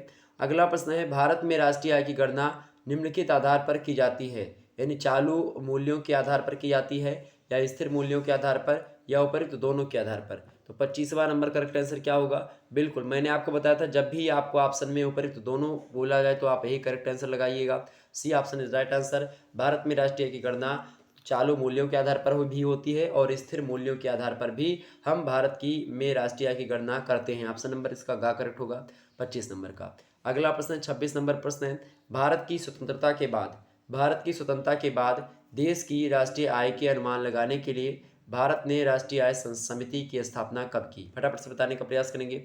भारत की स्वतंत्रता के बाद देश की राष्ट्रीय आय के अनुमान लगाने के लिए भारत ने राष्ट्रीय आय समिति की स्थापना कब की थी? बताने का प्रयास करेंगे तो भाई कब की थी? तो 4 अगस्त 1949 में, यानी कि 4 अगस्त 1949 ईस्वी को भारत की स्वतंत्रता के बाद देश की राष्ट्रीय आय के अनुमान लगाने के लिए भारत ने राष्ट्रीय आय समिति की क्या करी? स्थापना करी। ऑप्शन नंबर खा करेक्ट होगा 26 का। 27 नंबर प्रश्न देखिएगा। 27 नंबर प्रश्न है, घरेलू क्षेत्र में किसे सम्मिलित करते हैं? घरेलू क्षेत्र में किसे सम्मिलित करते हैं भाई? भूमि को करते हैं। अच्छा, यहाँ पर है लिखा हुआ है तो चलिए इसको बिना पढ़े हम लगा देते हैं। ऑप्शन नंबर इसका घा करेक्ट होगा। घरेलू क्षेत्र में किसे सम्मिलित करते हैं? भूमि को बिल्कुल करते हैं भाई, खेती वगैरह श्रम को बिल्कुल करते हैं, पूंजी को भी करते हैं। तो ऑप्शन भूमि, श्रम, पूंजी, इन सभी को हम घरेलू क्षेत्र में ही सम्मिलित करते हैं। ऑप्शन नंबर इसका घा करेक्ट होगा। उपयुक्त सभी यहाँ पर है दिया हुआ, ध्यान से देखिएगा। अगला प्रश्न आपके समक्ष है 28 नंबर प्रश्न, द्विक्षेत्रीय अर्थव्यवस्था में कौन से क्षेत्र सम्मिलित होते हैं? यहाँ पर भी है ही दिया है लेकिन उपयुक्त सभी नहीं दिया है आपको ऑप्शन में। ओके, तो यहाँ पर आपको जो है सोचना पड़ेगा। तो क्षेत्रीय अर्थव्यवस्था में कौन से क्षेत्र शामिल होते हैं? घरेलू तथा व्यवसाय। और देखिए यहाँ पर दोनों दिए गए हैं, यानी कि देखिए गा में घरेलू व्यवसाय हैं दिया हो तो इसका मतलब है कि कुछ मात्रा में आपको यहाँ पर जो है क्या देना है? कुछ मात्रा में यहाँ पर आपको क्या करना है भाई? कुछ मात्रा में यहाँ पर आपको जो है ए और बी दोनों करेक्ट आंसर यहाँ पर दिखाना पड़ेगा। यहाँ पर देख सकते हो आप, घरेलू तथा व्यवसाय ये दोनों शामिल होते हैं। ओके, ये बात क्लियर हुई। तो द्वितीय क्षेत्र अर्थव्यवस्था में घरेलू और व्यवसाय दोनों शामिल होते हैं। ऑप्शन नंबर इसका गा करेक्ट होगा। 29 नंबर प्रश्न है, विदेशी क्षेत्र किस चक्रीय प्रवाह में आता है? विदेशी क्षेत्र किस चक्रीय प्रवाह में आता है? फटाफट से बताने का प्रयास करेंगे। एक बार वीडियो को लाइक वगैरह भी करते रहिएगा। जितने भी लोग नए जुड़ रहे हैं सभी लोग वीडियो को लाइक और शेयर करते रहिएगा। पुराने लोग तो मेरे लाइक कर चुके हैं और कुछ लोग वैसे देख करके केवल लौट जाते हैं, ना सब्सक्राइब करते हैं ना लाइक करते हैं। वो लाइक सब्सक्राइब कर दिया करो, आपको उसमें कुछ जाता वाता नहीं है। ओके, ये बात ध्यान रखेंगे। चलिए, तो आप सब्सक्राइब करने में क्या आता है भाई? अब इतनी मेहनत आप लोगों के लिए 1-1 घंटे 2-2 घंटे लगातार करता रहता हूँ। ये आप लोगों की खास डिमांड पर होती है। आप लोगों के कमेंट्स आते हैं, इकोनॉमिक्स के बहुत सारे कमेंट आ रहे थे। व्हाट्सएप मेरा पूरा भर चुका था, फेसबुक यहाँ तक इंस्टाग्राम वगैरह पर भी जो है एसएमएस लगातार आ रहे थे, बंद ही नहीं हो रहे थे कि सर इस पर जो है वीडियो बनाइए, कब बनाएंगे, आप बहुत परेशान हो चुके हैं, ऐसा है, जल्दी बनाइए। तो मैंने सोचा कि किसी तरीके से आपको एक ही वीडियो के माध्यम से बहुत सारी जानकारी देने का प्रयास किया जाए ताकि आपको कोई दिक्कत ना हो, कोई गिला शिकवा आपको परीक्षा के समय तक ना हो पाए। चलिए बात कर लेते हैं। तो विदेशी क्षेत्र किस चक्रीय प्रवाह में, मतलब कि किस चक्रीय प्रवाह में आता है? बताने का प्रयास करेंगे। 4 क्षेत्रीय, 2 क्षेत्रीय या त्रिक्षेत्रीय या उपयुक्त सभी में? फटाफट से बताने का प्रयास करेंगे। तो फटाफट से बताने का प्रयास करेंगे भाई, क्या करेक्ट आंसर होगा? विदेशी क्षेत्र किस चक्रीय प्रवाह में आता है? आते हैं होता तो उपयुक्त सभी होता, लेकिन आता है तो भाई 4 क्षेत्रीय में। ऑप्शन नंबर इसका क्या करेक्ट होगा? विदेशी क्षेत्र चक्रीय प्रवाह जो होता है वो 4 क्षेत्रीय चक्रीय प्रवाह में आता है। अगला प्रश्न देखिएगा, 30 नंबर प्रश्न यहाँ पर दिया हुआ है, केवल मौद्रिक नीति के द्वारा अर्थव्यवस्था में स्फीति पर नियंत्रण नहीं किया जा सकता। यह विचार किस विद्वान का है? फ्रीडमैन का, सोलो का, कीन्स का, टोबिन का? बताने का प्रयास करेंगे। तो प्रोफेसर कीन्स का ऑप्शन नंबर इसका गा करेक्ट होगा। अगला प्रश्न आप देखिएगा। अगला प्रश्न आप लोगों के समक्ष आ चुका है। 31 नंबर प्रश्न है कि एक अनावृत अर्थव्यवस्था में आय प्रवाह के प्रमुख स्तंभ है। एक अनावृत अर्थव्यवस्था में आय प्रवाह के प्रमुख स्तंभ हैं, और हैं यहाँ पर जैसे मिला मैंने डी लगा दिया। ओके, मैंने डी लगा दिया भाई। क्या एक अनावृत अर्थव्यवस्था में आय प्रवाह के प्रमुख स्तंभ हैं? आंख मूंद करके मैंने डी लगाया तो बिल्कुल अनावृत में परिवार, पूंजी, व्यापार, सरकार सभी हैं। तो एक अनावृत अर्थव्यवस्था में आय प्रवाह के प्रमुख स्तंभ परिवार, पूंजी, व्यापार, सरकार ये सब होते हैं। ऑप्शन नंबर इसका घा करेक्ट होगा, करेक्ट आंसर उपयुक्त सभी। अगला प्रश्न देखिएगा, 32 नंबर प्रश्न है, निम्न में से कौन सा आय प्रवाह को घटाने वाला तत्व नहीं है? आय प्रवाह को घटाने वाला तत्व कौन सा नहीं है? बताने का प्रयास करें। कौन सा तत्व नहीं है? अच्छा नहीं है पूछा गया। चलिए, अच्छा डी नहीं दिया है। चलिए आगे। तो देखिए निम्न में से कौन सा आय प्रवाह को घटाने वाला तत्व नहीं है। और जब भी नहीं है पूछेगा तो आपको उपयुक्त तो सभी तो मिलेगा ही नहीं, ये करेक्ट आंसर जान लीजिए। और ये नहीं वाला जरूर देखिएगा, नहीं में बहुत गलती हो जाती है आपको, क्योंकि आप पढ़े होते हैं कि हाँ कौन सा है और आपको वहाँ पर नहीं दिया होता है। 3 ऑप्शन तो आपके सही ही होते हैं, एक गलत होता है, तो वो गलत आप नहीं ढूंढ पाते हो, सही में ही टिक लगा कर चले आते हो। तो भाई इनमें से जो उपभोग में वृद्धि होती है आय प्रवाह को घटाने वाला तत्व नहीं है। उपभोग में वृद्धि ये आय प्रवाह को घटाने वाला तत्व नहीं है। ऑप्शन नंबर इसका का करेक्ट होगा। अगला प्रश्न है आपके समय 33 नंबर, आय प्रवाह के आकार को बढ़ाने वाले तत्व हैं। आय प्रवाह के आकार को बढ़ाने वाले तत्व हैं। अब देखिए यहाँ पर हैं पूछ लिया गया, जैसे हैं हमने देखा तैसे डी लगा दिया भाई, तैसे डी लगा दिया बिना कुछ सोचे समझे। आय प्रवाह के आकार को बढ़ाने वाले तत्व हैं। अब हैं में जरूरी नहीं कि अगर आपको उपयुक्त तो सभी दिया होगा तभी आप हैं के हिसाब से लगाएंगे डी, और वरना नहीं लगाएंगे, ये बात भी ध्यान रखेंगे। नहीं तो हैं लिखा है, डी में कुछ भी लिखा है आप लगा देंगे, उपयुक्त तो सभी लिखा होना चाहिए तब लगाएंगे। ओके, अधिकतर यही प्रश्न होते हैं, अधिकतर लगभग जो है 5-6 प्रश्न तो ऐसे आते आते। 33 नंबर प्रश्न है कि आय प्रवाह के आकार को बढ़ाने वाले तत्व हैं भाई, विनियोगों की में वृद्धि, बिल्कुल, निर्यातों में वृद्धि और सरकारी व्यय में वृद्धि, ये सब होते हैं। ऑप्शन नंबर इसका कौन सा घा वाला करेक्ट होगा, डी ऑप्शन। अगला प्रश्न 34 नंबर, कल्याण शब्द है व्यापक है या सूक्ष्म है। और मैंने बताया था आपको कल्याण शब्द कैसा है, कल्याण शब्द व्यापक होता है। ऑप्शन नंबर इसका का करेक्ट होगा, कल्याण शब्द क्या है, व्यापक है। अगला प्रश्न देखिएगा 35 नंबर प्रश्न, आइए देखते हैं क्या क्या जो है यहाँ से प्रश्न पूछे जा सकते हैं। देखिए 35 नंबर प्रश्न आपके समक्ष है, किसी देश के आर्थिक कल्याण का मापक एवं सूचकांक माना जाता है। बताइए, किसी देश के आर्थिक कल्याण का मापक एवं सूचकांक माना जाता है। ऑप्शन ए प्रति व्यक्ति आय को, ऑप्शन बी है राष्ट्रीय आय को, या ऑप्शन सी है आर्थिक कल्याण को। तो भाई किसी देश के आर्थिक कल्याण का मापक और सूचकांक जो माना जाता है उस देश की राष्ट्रीय आय को माना जाता है। ऑप्शन नंबर इसका खा करेक्ट होगा। अगला प्रश्न 36 नंबर, राष्ट्रीय आय तथा आर्थिक कल्याण में संबंध होता है प्रत्यक्ष या अप्रत्यक्ष। बताइए, सभी लोग बताने का प्रयास करेंगे। तो राष्ट्रीय आय तथा आर्थिक कल्याण में प्रत्यक्ष संबंध होता है, राष्ट्रीय आय तथा आर्थिक कल्याण में प्रत्यक्ष संबंध होता है। ऑप्शन नंबर इसका का करेक्ट होगा। अगला प्रश्न 37 नंबर, जेबी से कौन थे, अमेरिकन अर्थशास्त्री हैं या ब्रिटिश अर्थशास्त्री हैं, ब्रिटेन के या फिर जर्मनी के हैं या फ्रांसीसी हैं, ये फ्रांसीसी अर्थशास्त्री। तो भाई जेबी से जो है ये फ्रांसीसी अर्थशास्त्री। ऑप्शन नंबर इसका बी करेक्ट होगा। देखिए से जेबी से क्या बनेगा, सी। तो ये बात ध्यान रखेंगे, फ्रांसीसी अर्थशास्त्री। अगला प्रश्न है, से का बाजार नियम को किस सिद्धांत का बहुचर्चित अंग माना जाता है। जो से हैं, जेबी से हैं, तो से का बाजार नियम जो है उसको किस सिद्धांत का बहुचर्चित अंग माना जाता है। तो क्लासिकल सिद्धांत जो है उसका बहुचर्चित माना जाता है। ऑप्शन नंबर इसका खा करेक्ट होगा।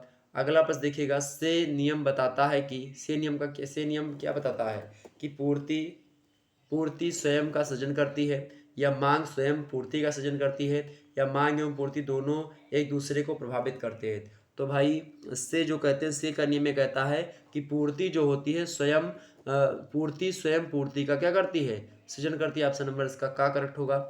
अगला प्रश्न है, से का बाजार नियम व्यक्त करता है कि मांग अपनी पूर्ति सृजन करती है, या मांग एवं पूर्ति महत्वपूर्ण नहीं है, या पूर्ति अपनी मांग का सृजन करती है, या मांग व पूर्ति असंबंध है।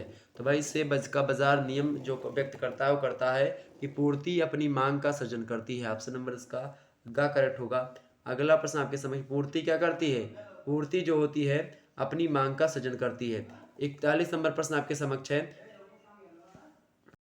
बताइए भाई। अगला प्रश्न है कि से के नियम का सारांश क्या है। से के नियम का सारांश क्या है, फटाफट से बताने का प्रयास करेंगे। तो से के नियम का सारांश है कि पूर्ति अपनी मांग स्वयं उत्पन्न करती है। पूर्ति क्या करती है, अपनी मांग स्वयं जो है उत्पन्न करती है। यानी कि अगर आप जो है माल की सप्लाई करते रहोगे तो मांग स्वयं ही उत्पन्न होती जाएगी। जैसे मान लेते हैं कि अगर आप जो है 20 दर्जन केला ला करके रख दो, तो भाई जो है लोग केला देख देख करके कहीं ना कहीं पे खरीदेंगे।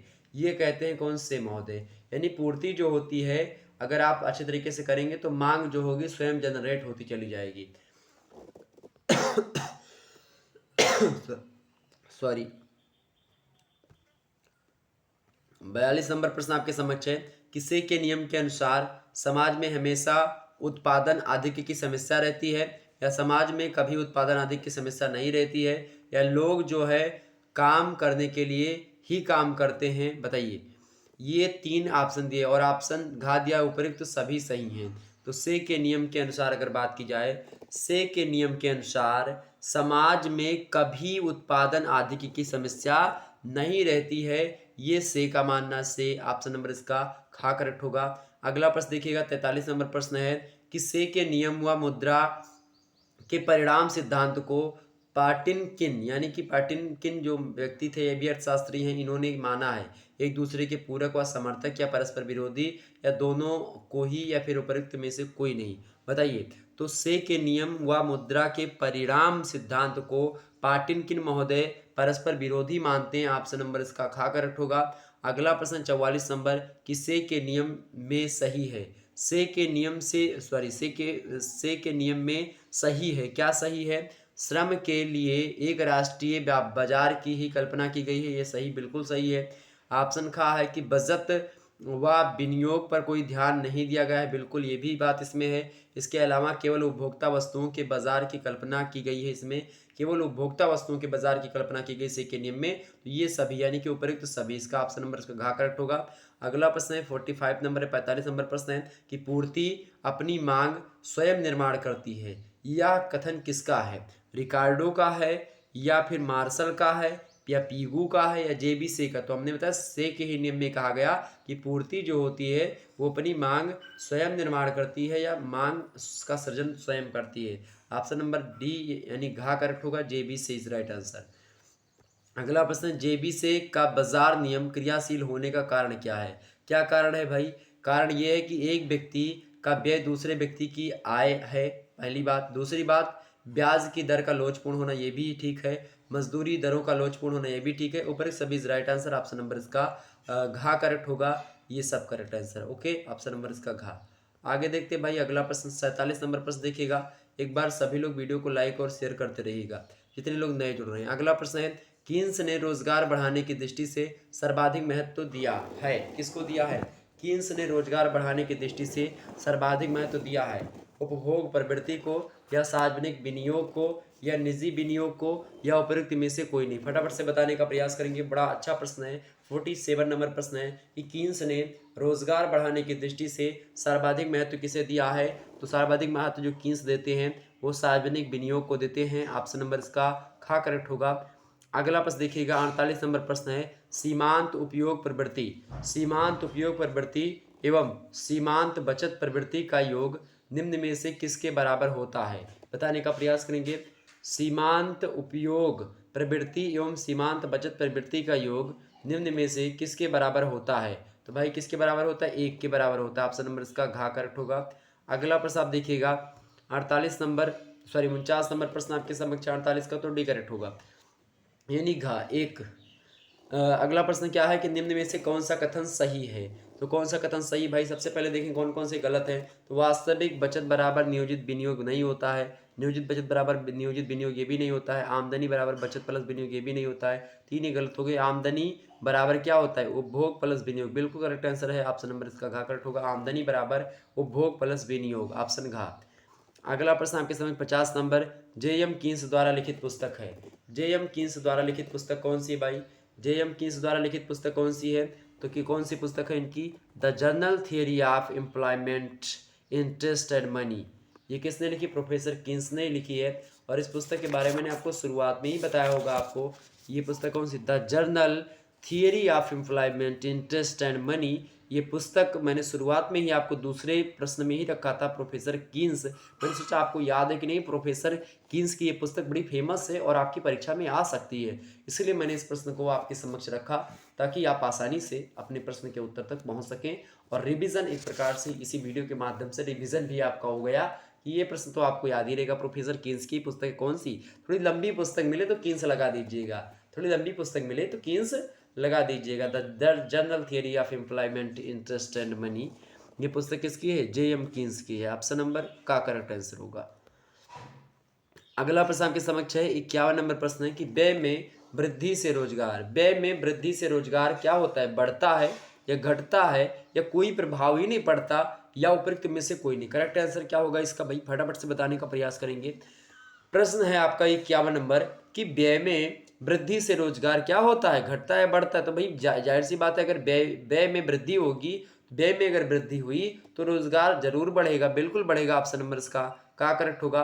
अगला प्रश्न देखिएगा, 52 नंबर प्रश्न है, समग्र पूर्ति पर प्रभाव पड़ता है कीमत स्तर पर, या अर्थव्यवस्था की उत्पादन क्षमता का, या लागतों के स्तर का, या इन सभी का। बताने का प्रयास करेंगे। तो समग्र पूर्ति पर जो प्रभाव पड़ेगा, जो विशेषताएं, प्रभाव, लाभ, हानि, किसी चीज़ की जो है बारे में परिभाषा का समर्थन किसने किया, तो इसमें अगर ऑप्शन डी दिया ऊपर सभी का, तो करेक्ट आंसर वही होता है। तो ऑप्शन नंबर इसका घ करेक्ट होगा।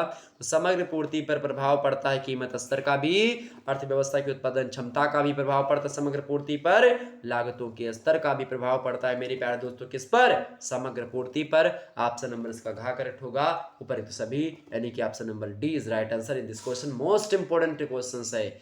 अगला प्रश्न देखिएगा, 53 नंबर प्रश्न है, यानी कि 53 नंबर प्रश्न है कि निम्न में से एक सत्य कथन है, निम्न में से कौन सा कथन सत्य है। कीन्स ने उपभोग प्रवृत्ति को अल्पकाल में ही अस्थिर माना, गलत है। कीन्स ने रोजगार बढ़ाने की दृष्टि से विनियोग को महत्व नहीं दिया, गलत है। ऑप्शन सी है, कीन्स का रोजगार सिद्धांत मुद्रास्फीति का भी समाधान देता है, बिल्कुल बिल्कुल बिल्कुल। कीन्स का रोजगार सिद्धांत मुद्रास्फीति का भी समाधान देता है। ऑप्शन नंबर इसका गा ही करेक्ट हो जाएगा, गा इज राइट आंसर। तो घा आपका कोई बनता ही नहीं, कि सभी सत्य हो ही नहीं सकते, ये भी गलत आपका हो गया। ऑप्शन नंबर इसका गा करेक्ट होगा। अगला प्रश्न देखिएगा, 54 नंबर प्रश्न आपके समक्ष है, 44 करेक्ट आंसर क्या होगा बताने का प्रयास करें, सॉरी 54 प्रश्न है आपका जो है किन्सियन, किन्सियन उपभोग फलन, किन्सियन उपभोग फलन के अनुसार जब आय बढ़ती है तो क्या होता है, एपीसी घटती है लेकिन एमपीसी बढ़ती है, या एपीसी बढ़ती है लेकिन एमपीसी घटती है, या एपीसी घटती है और एमपीसी स्थिर रहती है, या एपीसी और एमपीसी दोनों स्थिर रहती है। तो किन्सियन उपभोग फलन के अनुसार मैं बताऊं, जब आय बढ़ेगी मेरे प्यारे दोस्तों तो एपीसी जो होती है यह बढ़ती है, लेकिन एमपीसी जो होती है वह घट जाती है। तो किन्सियन उपभोग फलन के अनुसार जब आय में बढ़ोतरी होगी, आय बढ़ेगी तो एपीसी बढ़ेगी और एमपीसी घटेगी। ऑप्शन नंबर खा इज राइट आंसर। आगे बढ़ते हैं, अगला प्रश्न, अगला प्रश्न आपके समक्ष है 55 नंबर देखिएगा, बड़ा इंपॉर्टेंट प्रश्न है और कठिन भी प्रश्न है, आप इसको ध्यान रखिएगा, एग्जाम से प्रश्न आएगा। बड़ा सरल है लेकिन आपको दिखाई पड़ रहा होगा यहाँ पर जो है सवाल टाइप का कुछ दिया हुआ है, लेकिन आपको जो है भयभीत होने की आवश्यकता बिल्कुल भी नहीं है। शुक्ला स्टडी पॉइंट आपके साथ लगातार बना हुआ है, आप 2-3 बार इस वीडियो को देखेंगे, आपका सारा डाउट क्लियर हो जाएगा और आप अपनी परीक्षा में अच्छे अंक हासिल करेंगे, अच्छे अंक प्राप्त करेंगे, ठीक है। प्रश्न है कि त्रिक्षेत्रीय मॉडल में किन्सियन फ्रेमवर्क में निम्नलिखित में से कौन सा समीकरण सही है। तो जो त्रिक्षेत्रीय मॉडल है उसमें जो किन्सियन फ्रेमवर्क है उसमें से जो समीकरण बनेगा वो वही बनेगा, y बराबर सी प्लस आई प्लस जी। क्या बनेगा, y बराबर सी प्लस आई प्लस जी। ऑप्शन इसका का करेक्ट आंसर होगा, यही इसका सूत्र होगा, ये बात ध्यान रखिएगा। अगला प्रश्न आपके समक्ष है 56 नंबर प्रश्न देखिए मेरे भाई, 56 नंबर प्रश्न आपके समक्ष क्या है। अच्छा, जब मैं भाई बोलता हूँ तो कुछ बहनें जो हैं वो नाराज़ हो जाती हैं कि सर जी आप भाई को ही ध्यान देते हो, बहनों को ध्यान नहीं देते हो। तो जो है जो भाई बहनें सभी लोगों को, मोदी जी तो हो नहीं जाएंगे कि हमेशा संबोधन में भाइयों बहनों बोलते रहेंगे। चलिए, तो एक बार सभी लोग वीडियो को लाइक और शेयर करते रहिएगा। ओके, चले, कंजूसी ना करो भाई, लाइक वगैरह में, लाइक वगैरह अगर ठोकोगे ज़्यादा ज़्यादा तो इसी प्रकार से मैं भी प्रश्नों को और अच्छे तरीके से देने का प्रयास, वैसे इसमें भी इतना ज़्यादा प्रश्न ने समाहित कर दिया कि आपकी परीक्षा यहीं से ही कंप्लीट हो जाएगी। 3 से 4 बार वीडियो को देख लीजिएगा। ओके, लाइक तो एक ही बार करना है। चलिए, 56 नंबर प्रश्न आपके समक्ष है, जर्नल थियरी ऑफ एम्प्लॉयमेंट पुस्तक किसने लिखी, बताइए। जर्नल थियरी ऑफ एम्प्लॉयमेंट, अच्छा ये पुस्तक अगर आधा ही पूछे तो भी आप किन्सी लगाइएगा, तो भी आप क्या लगाएंगे Kinsey. The general theory of employment, interest and money, ये 2 पुस्तकें बोल सकते हो आप। तो ये भी जो है the general theory of employment, ये पुस्तक थोड़ी सी एक पार्ट है और दूसरा पार्ट आपका आता है एम्प्लॉय जो है इंटरेस्ट एंड मनी। तो अगर आपसे आधी पुस्तक पूछे नहीं जर्नल थियरी ऑफ एम्प्लॉयमेंट या the general theory of employment, तो भी आप जो है जेएम किन्सी लगाइएगा, ऑप्शन नंबर इसका करेक्ट होगा। अगला प्रश्न आपके समक्ष 57 नंबर प्रश्न है, ज्यों ज्यों आय बढ़ती है त्यों त्यों आय में वृद्धि की तुलना में उपभोग व्यय की वृद्धि अपेक्षाकृत क्या होगी। प्रश्न एक बार फिर से सुनिए, ज्यों ज्यों आय बढ़ती है त्यों त्यों आय में वृद्धि की तुलना में, जैसे जैसे आय बढ़ती है तो जैसे जैसे आय में वृद्धि बढ़ती है उसकी तुलना में उपभोग व्यय में वृद्धि की तुलना जो होती है अपेक्षाकृत क्या होती है, तीव्र गति से होगी व्यय। उपभोग की व्यय जो होगी वो तीव्र होगी, इससे आय आपकी बढ़ेगी तो आप जो है उपभोग की वृद्धि आप में होगी, यानी कि तीव्र गति से आप उपभोग करेंगे, या स्थिर गति से करेंगे या धीमी गति से करेंगे, या फिर कोई वृद्धि नहीं होगी। तो ज्यों ज्यों आय बढ़ती है उसी के हिसाब से, ज्यों ज्यों आय बढ़ेगी उसी हिसाब से धीमी गति से धीरे धीरे आपके उपभोग में वृद्धि होगी। जैसे मान लेते हैं आप 10,000 रुपया महीना कहीं पर कमा रहे थे, 10,000 रुपया कमा रहे थे, लेकिन आपको क्या लाना है, मोटरसाइकिल लाना है, और उसके बाद में आपको जो है और भी चीज़ खरीदनी है, आपको मोटरसाइकिल लाना है, इसके अलावा आपको बच्चों की फीस भरनी है, और जो है कपड़े उपड़े लाने हैं। तो मान लेते 10,000 रुपये फीस है, अब महीने में 10,000 अभी तक मिल रहे थे, 10,000 रुपये में पहले आएगा तो क्या करेंगे, बच्चों की फीस भरेंगे, बचेगा तो कपड़ा उपड़ा लाएंगे, ठीक है। अगर मान लेते वही तनख्वाह आपकी 20,000 हो गई, 20,000 तनख्वाह हो गई, तो पहले क्या करो भाई, पहले ये का सब करे, बाद में क्या होगा आपका कि आप जो है फीस उस जमा करोगे, 1-2 महीने एडवांस ले लो भाई, जमा कर लो, या फिर कुछ उसको बचा लोगे। तो इसी प्रकार से जब 50,000 सैलरी एक बैग मान लेते आ जाती तो आप तुरंत गाड़ी ले आओगे, मोटरसाइकिल ले जाओगे, ऐसा नहीं कि 20,000 पे आप गाड़ी जा करके ले आओगे। तो ये है कि जैसे जैसे आपकी आय बढ़ेगी वैसे वैसे धीमी गति से जो है आपके उपभोग व्यय में भी वृद्धि होगी। तो ऑप्शन नंबर इसका क्या लगाएंगे, गा ऑप्शन धीमी गति से होती है, ओके, तीव्र गति से नहीं होगी, ओके। ऑप्शन नंबर इसका गा करेक्ट होगा। अगला प्रश्न आपके समक्ष है 58 नंबर प्रश्न देखिएगा। 58 नंबर प्रश्न है कि राष्ट्रीय आय और कुल व्यय के मध्य कैसा संबंध होता है। राष्ट्रीय आय और कुल व्यय के मध्य कैसा संबंध होता है, ऋणात्मक संबंध होता है या फलनात्मक संबंध होता है या गुणात्मक संबंध होता है, बताने का प्रयास करेंगे।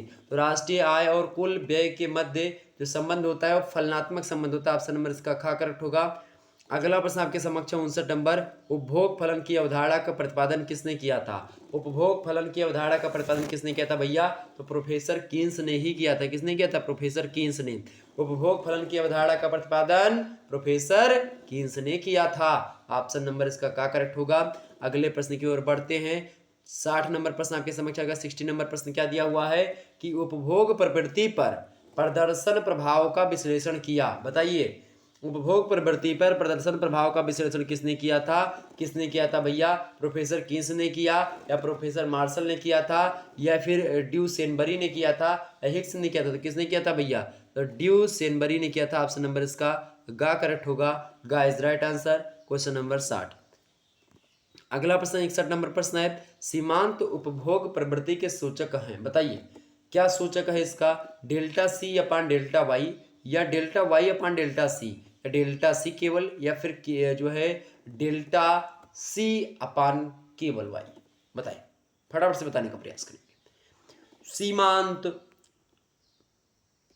उपभोग प्रवृत्ति के सूचक है, बताइए सीमांत उपभोग प्रवृत्ति के सूचक इनमें से कौन सा समीकरण आपको दिख रहा है, जरा मुझे बताने का प्रयास करेंगे। जितने भी लोग देख रहे हो फटाफट से बताने का प्रयास करो, सीमांत उपभोग प्रवृत्ति का सूचक इनमें से कौन सा है।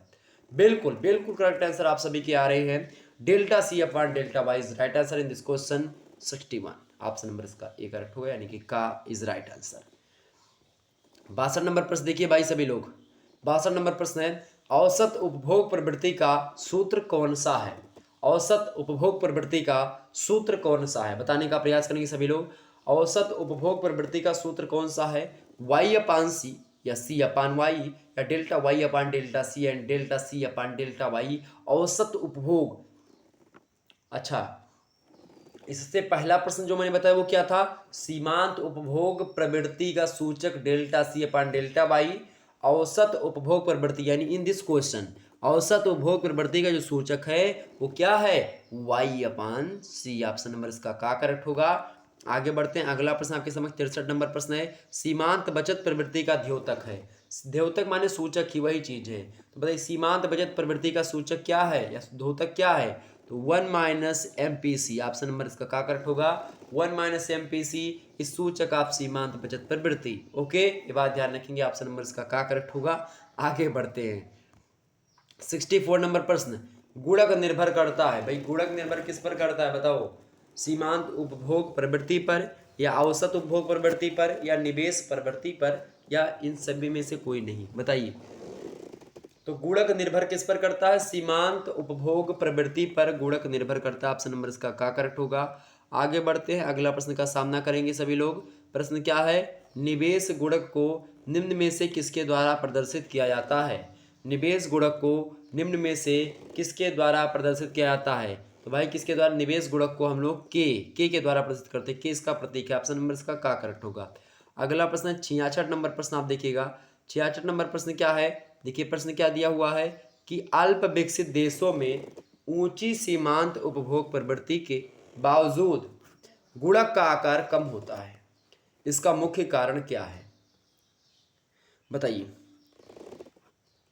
प्रश्न एक बार फिर से सुनिएंगे। अल्प विकसित देशों में, यानी कि जो अभी अल्प है यानी कम विकसित देश हैं, उन देशों में ऊंची सीमांत उपभोग प्रवृत्ति के बावजूद गुणक का आकार कम होता है। ऐसा क्यों होता है? क्यों कम होता है?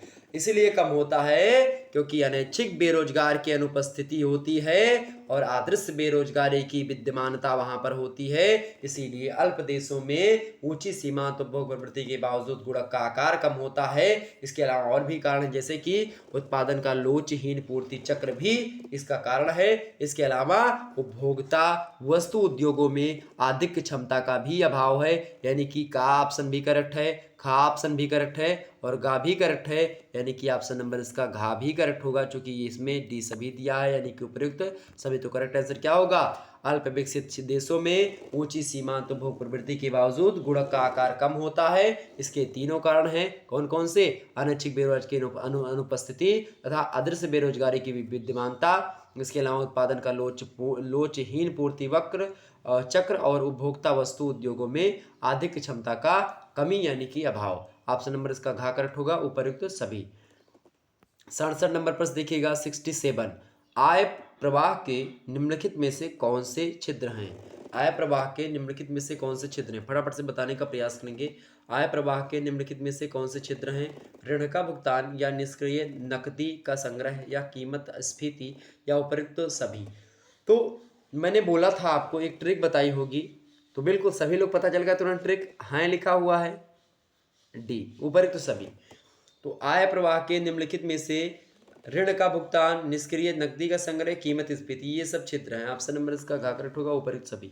अगला प्रश्न देखिएगा। 68 नंबर प्रश्न, 68 नंबर प्रश्न क्या दिया हुआ है आपके समक्ष? प्रश्न देखिए सभी लोग, भाई प्रश्न देखने का प्रयास करेंगे। प्रश्न है 68 नंबर कि जब, क्या प्रश्न है कि जब कृषि जन्य वस्तुओं की मांग बढ़ती है, जब कृषि के द्वारा जो वस्तुएं बनाई जाती हैं उनकी मांग बढ़ती है, तो उसकी घरेलू पूर्ति बेलोच होने के कारण से कृषि वस्तुओं की कीमतें घटती हैं, बढ़ती हैं, स्थिर रहती हैं। तो जब कृषि जन्य वस्तुओं की मांग बढ़ती है तो उसकी घरेलू पूर्ति बेलोच होने के कारण से कृषि वस्तुओं की कीमतें भी क्या होती हैं? बढ़ती। भाई जब डिमांड बढ़ेगी तो जो है क्या बढ़ेगी? आय भी बढ़ेगी, बिल्कुल कीमतें बढ़ेंगी। अगर मान लेते हैं कि आलू की डिमांड ज़्यादा है और तो भाई ज़्यादा जब डिमांड होगी तो सप्लाई उसी हिसाब से उतनी मात्रा में नहीं हो पा रही होगी, तो भाई जाहिर सी बात है जो चीज़ कम होगी उसकी जो है डिमांड ज़्यादा होगी। इसीलिए कहा जाता है कि कभी कभी अगर आप किसी के पास लगातार रहोगे तो आपकी डिमांड कम हो जाएगी, लेकिन अगर आप उसी से दूर रहोगे तो आपकी डिमांड हमेशा बरकरार रहेगी। तो इसीलिए ज़्यादा किसी से बोलोगे तो आपकी डिमांड कम होगी, अगर कम बोलोगे डिमांड बढ़ती जाएगी। ओके, ज़्यादा किसी से मिलोगे डिमांड घटती जाएगी, ज़्यादा नहीं मिलोगे यानी कि मिलोगे ही नहीं, बहुत कम मिलोगे, डिमांड हमेशा बढ़ी रहेगी। ये समझ रहे हो ना? जैसे सोना जो होता है हर जगह पर नहीं मिलता है तो उसकी डिमांड ज़्यादा है। हीरा कहीं कहीं पर मिलता है, डिमांड ज़्यादा है। प्लेटिनम कहीं कभी बहुत अधिक, मतलब कहीं बहुत रेयर केस में मिलता है, तो बहुत ज़्यादा कीमती वस्तु है, दुनिया का सबसे नंबर 1 पर है। ओके, इसी प्रकार से जो चीज़ मिलने में थोड़ी कठिनाई होती है उसकी डिमांड ज़्यादा ही होती है, जिसको मिलने में सरलता होती है उसकी डिमांड कम होती है। अगर एक बार आप सरलता से मिल गए तो आपकी डिमांड सोचे कि लो हो जाएगी, ये बात ध्यान रखेंगे। लेकिन अपनों से जो है ज़्यादा जो है डिमांड वगैरह के चक्कर में ना रहे और सरलता का परिचय दें, लेकिन ज़्यादा सरलता भी एक प्रकार से घातक है, तो अपने हिसाब से उसको भी मैनेज करने का प्रयास करें। तो ऑप्शन नंबर इसका खा करेक्ट होगा। आगे बढ़ते हैं, अगला प्रश्न 69 नंबर प्रश्न आपके समक्ष है। सीमांत उपभोग प्रवृत्ति एवं सीमांत बचत प्रवृत्ति। सीमांत उपभोग यानी कि जो आपने उपभोग किया उसकी जो लास्ट सीमा होती, सीमांत माने लास्ट चीज, ओके। तो सीमांत उपभोग प्रवृत्ति एवं सीमांत बचत यानी कि लास्ट जो बच रहा है, इसका योग निम्न में से किसके बराबर होता है? 3/5 के, या 5/3 के, या 1/2 के, या 1 के? भाई 0 के बराबर, यानी सॉरी 1 के। ऑप्शन नंबर इसका घ करेक्ट होगा। अगला प्रश्न 70 नंबर प्रश्न, यदि एमपीसी बराबर 0.8 तो सरल विनियोग गुणक का मान क्या होगा? यदि एमपीसी बराबर 0.8 होगा तो सरल विनियोग गुणक का जो मान होगा वो कितना होगा? 5 होगा, यानी 5 होगा। ऑप्शन नंबर इसका घ करेक्ट होगा। अगला प्रश्न 71 नंबर प्रश्न है, यदि 20 करोड़ रुपए से उत्पादन में वृद्धि पूंजी स्टॉक में 50 करोड़ रुपए की वृद्धि करता है। प्रश्न क्या है, एक बार फिर से सुने। यदि 20 करोड़ रुपए से उत्पादन में वृद्धि पूंजी 20 करोड़ रुपए से उत्पादन में वृद्धि पूंजी स्टॉक में 50 करोड़ रुपए की वृद्धि करता है तो त्वरक गुणांक का मान क्या होगा? कितना होगा? 2.5 होगा। ऑप्शन नंबर इसका घ करेक्ट होगा। अगला प्रश्न है 72 नंबर प्रश्न है, विनियोग गुणक निम्न में से किस अर्थशास्त्री के नाम से संबंधित है? तो विनियोग गुणक जो है वो अल्फ्रेड मार्शल के नाम से संबंधित है। ऑप्शन नंबर इसका घ करेक्ट होगा। अगला प्रश्न आप देखिएगा 73 नंबर प्रश्न है, निवेश का अभिप्राय क्या है? निवेश का अभिप्राय है, निवेश का क्या अभिप्राय है? वास्तविक पूंजी कोष में वृद्धि। ऑप्शन नंबर इसका का करेक्ट होगा। तो भाई विनियोग गुणक जो है निम्न में से क्या प्रश्न है? निवेश का अभिप्राय क्या है? वास्तविक पूंजी कोष में वृद्धि। ऑप्शन नंबर इसका का करेक्ट होगा। अगला प्रश्न देखिएगा 74 नंबर, पूंजी निवेश संबंधी निर्णय निर्भर करता है किस पर? ब्याज दर पर निर्भर करता है या पूंजी की सीमांत कुशलता पर? तो भाई ब्याज पर भी पूंजी निवेश संबंधी निर्णय निर्भर करता है और पूंजी की जो सीमांत कुशलता उस पर भी निर्भर करता है, यानी कि इन दोनों पर जो है आ और बा दोनों पर। ऑप्शन नंबर इसका गा करेक्ट होगा। 75 नंबर प्रश्न आपके समक्ष है, पूंजी की सीमांत कुशलता एमईसी का सूत्र है, बताइए। पूंजी की सीमांत कुशलता एमईसी का सूत्र क्या है? बताने का प्रयास करें सभी लोग। पूंजी की सीमांत कुशलता एमईसी का सूत्र क्या है? एमईसी का सूत्र क्या है? एमईसी बराबर प्रत्याशित आय बटे पूर्ति कीमत। ओके, पूर्ति की कीमत। ऑप्शन नंबर इसका का करेक्ट होगा। आगे बढ़ते हैं, अगला प्रश्न आपके समझ क्या है? 76 नंबर प्रश्न देखिएगा, यदि अतिरिक्त पूंजी संपत्ति की प्रत्याशित आय 2,000 रुपये हो तथा पूर्ति कीमत 40,000 रुपये हो तो यह मीसी क्या होगी? बताने का प्रयास करेंगे सभी लोग। यदि अतिरिक्त पूंजी संपत्ति की प्रत्याशित आय 2,000 रुपये हो तथा पूर्ति कीमत 40,000 रुपये हो तो यह मीसी क्या होगी? यह मीसी कितनी होगी भाई? 5% की होगी। ऑप्शन नंबर इसका का करेक्ट होगा। संकेत क्या है? एमईसी बराबर प्रत्याशित आय बटे पूंजी मतलब पूर्ति कीमत। तो प्रत्याशित आय कितनी दी हुई है? यहाँ पर 2,000 प्रत्याशित कीमत दी हुई है। पूर्ति कीमत कितनी है आपकी? 40,000 है, बटे 40,000 मैंने किया। ओके, तो अब सूत्र कैसे निकालना है? आपको अतिरिक्त पूंजी संपत्ति की प्रत्याशित आय कितनी दी हुई है? 2,000। तो प्रत्याशित आय बटे पूर्ति कीमत ये होता है एमईसी का सूत्र। ओके, तो पूर्ति कीमत मैंने कहाँ रखी? पूर्ति कीमत नीचे रखी 40,000 रुपये और 2,000 रुपये मैंने अतिरिक्त पूंजी संपत्ति की प्रत्याशित आय रखी। तो भाई कटेगा 3 जीरो से 3 जीरो यहाँ पर कट गया। 2 एकम 2, 2 दूना 4, यानी कि कितना बचा? 1/20। 1/20 को अगर हम परसेंटेज में निकालेंगे तो कितना निकलेगा? कितना निकलेगा परसेंटेज में? यानी कि 1/20 और गुणे में हम 100 करेंगे तो कितना निकलेगा? परसेंटेज निकलेगा। 0 से 0 कट गया, 2 एकम 2, 2 पंचे 10, यानी कि 5% आपकी क्या निकलेगी? एमईसी निकलेगी। तो ये भी सूत्र ध्यान रखिएगा। का ऑप्शन नंबर इसका का करेक्ट होगा। आगे देखते हैं 77 नंबर प्रश्न आपके समझ दिया हुआ है कि यदि अतिरिक्त पूंजी, प्रश्न क्या है? यदि अतिरिक्त पूंजी परिसंपत्ति की पूर्ति कीमत 10,000 रुपये है तथा उससे प्राप्त वार्षिक प्रत्याशित आय 1,000 रुपये है तो एमईसी क्या होगी? एमईसी किसके बराबर होगी भाई? अब यहाँ पर भी आप निकालने का प्रयास करेंगे। एमईसी कैसे निकलेगी? यहाँ पर एमईसी कैसे निकलेगी? यहाँ पर देखिए प्रत्याशित आय कितनी दी हुई है आपकी? प्रत्याशित आय कितनी दी हुई है? 1,000 रुपये दी हुई है। ऊपर रखो 1,000 रुपये, ठीक है। बटे में कितना रखेंगे हम? जो है आपका जो है कितनी दी हुई? 10,000 रुपये पूर्ति कीमत दी हुई है। 10,000 हम यहाँ पर रखेंगे। 10,000 रखेंगे। देखिए 3 जीरो से 3 जीरो कट गया। 1/10 बचा। 1/10 बचा, गुणे में हम 100 करेंगे चूंकि हमको परसेंटेज निकालना है। 1/, तो कितना बचेगा यहाँ पर? 10% होगा कि नहीं होगा? 10% होगा कि नहीं होगा? फटाफट से बताएं। 10% होगा, बिल्कुल 10% होगा। तो ऑप्शन नंबर क्या लगेगा यहाँ पर? ऑप्शन नंबर क्या लगेगा? 10% लगेगा कि नहीं लगेगा? बिल्कुल ऑप्शन नंबर इसका खा करेक्ट होगा। तो समझ आ रहे हैं ना? समझ कैसे पा रहे हैं? देखिए एमईसी सूत्र क्या होता है? एमईसी बराबर होता है, एमईसी बराबर समझ लेना, प्रत्याशित आय बटे पूर्ति कीमत। प्रत्याशित आय को कितनी दी हुई है? 1,000 रुपये। 1,000 बटे पूर्ति कीमत कितनी है 10,000 रुपये। 10,000 बटे में अगर हम करेंगे तो 3 0 कट जाएगा, 1 बटे यहाँ पर 10 बचेगा, क्योंकि हमको परसेंटेज में निकालना है।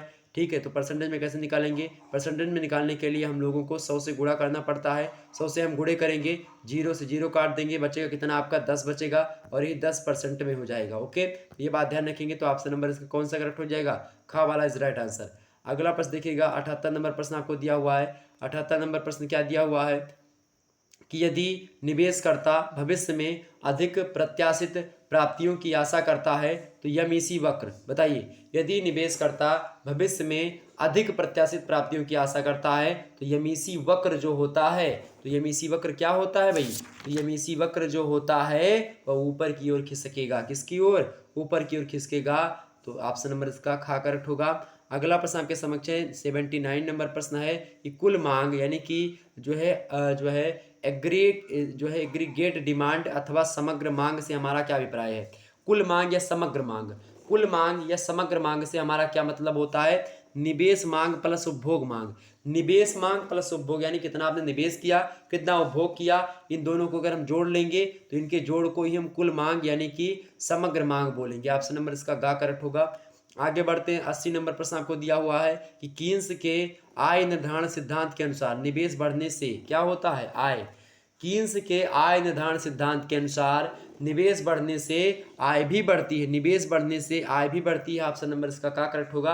अगर आप एक छोटी मोटी दुकान खोले हो और उसमें 10,000 रुपये की भर्ती लगाए, मेरी खुद की दुकान थी, आपको बता दूं, मेरी खुद की दुकान थी। जब शुरुआत में मेरे पिताजी ने उसको खोला था तो 5,000 रुपये में उसको खोला था। धीरे धीरे क्या हुआ कि उसमें जो है इन्वेस्ट जो है थोड़ी धीरे करते गए, 1,000 रुपये धीरे धीरे बढ़ाते गए।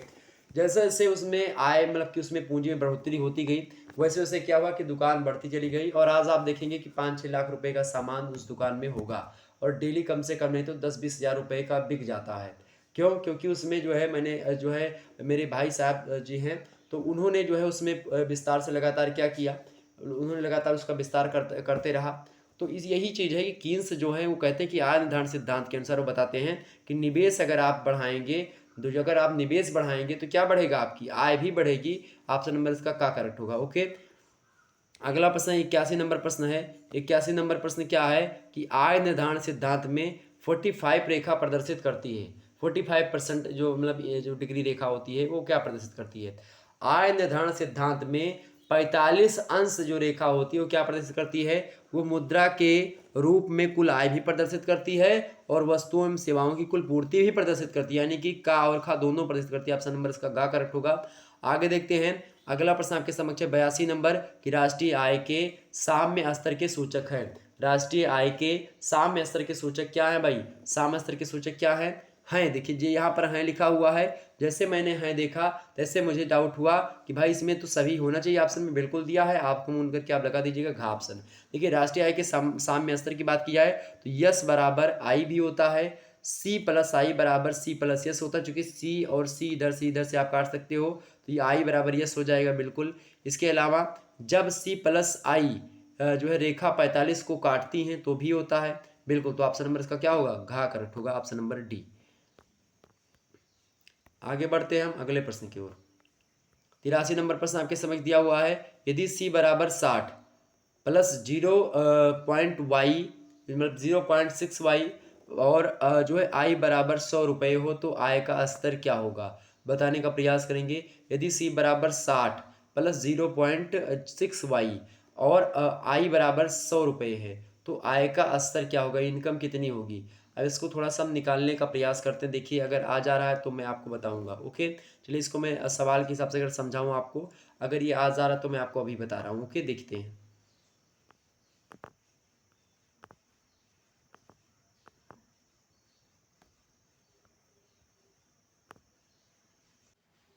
बड़ा लंबा समय लगेगा आपको बताने में, चलिए वैसे जान लीजिए इसका उत्तर क्या है। यदि c बराबर 60 प्लस 0.6y और i बराबर 100 रुपये हो तो आय का स्तर जो होगा कितना होगा? 400 रुपये होगा। ऑप्शन नंबर इसका खा करेक्ट होगा। आगे देखते हैं, 84 नंबर प्रश्न है, यदि एक मुश्त कर लगाया जाए तो राष्ट्रीय आय के साम्य स्तर में कमी कर राशि से, बताएं। ये ए मतलब पेपर 1 और पेपर 2 दोनों को समाहित में बता रहा हूँ, ठीक है, ये बात ध्यान रखेंगे। पेपर 1 और पेपर 2 दोनों का समाहित है।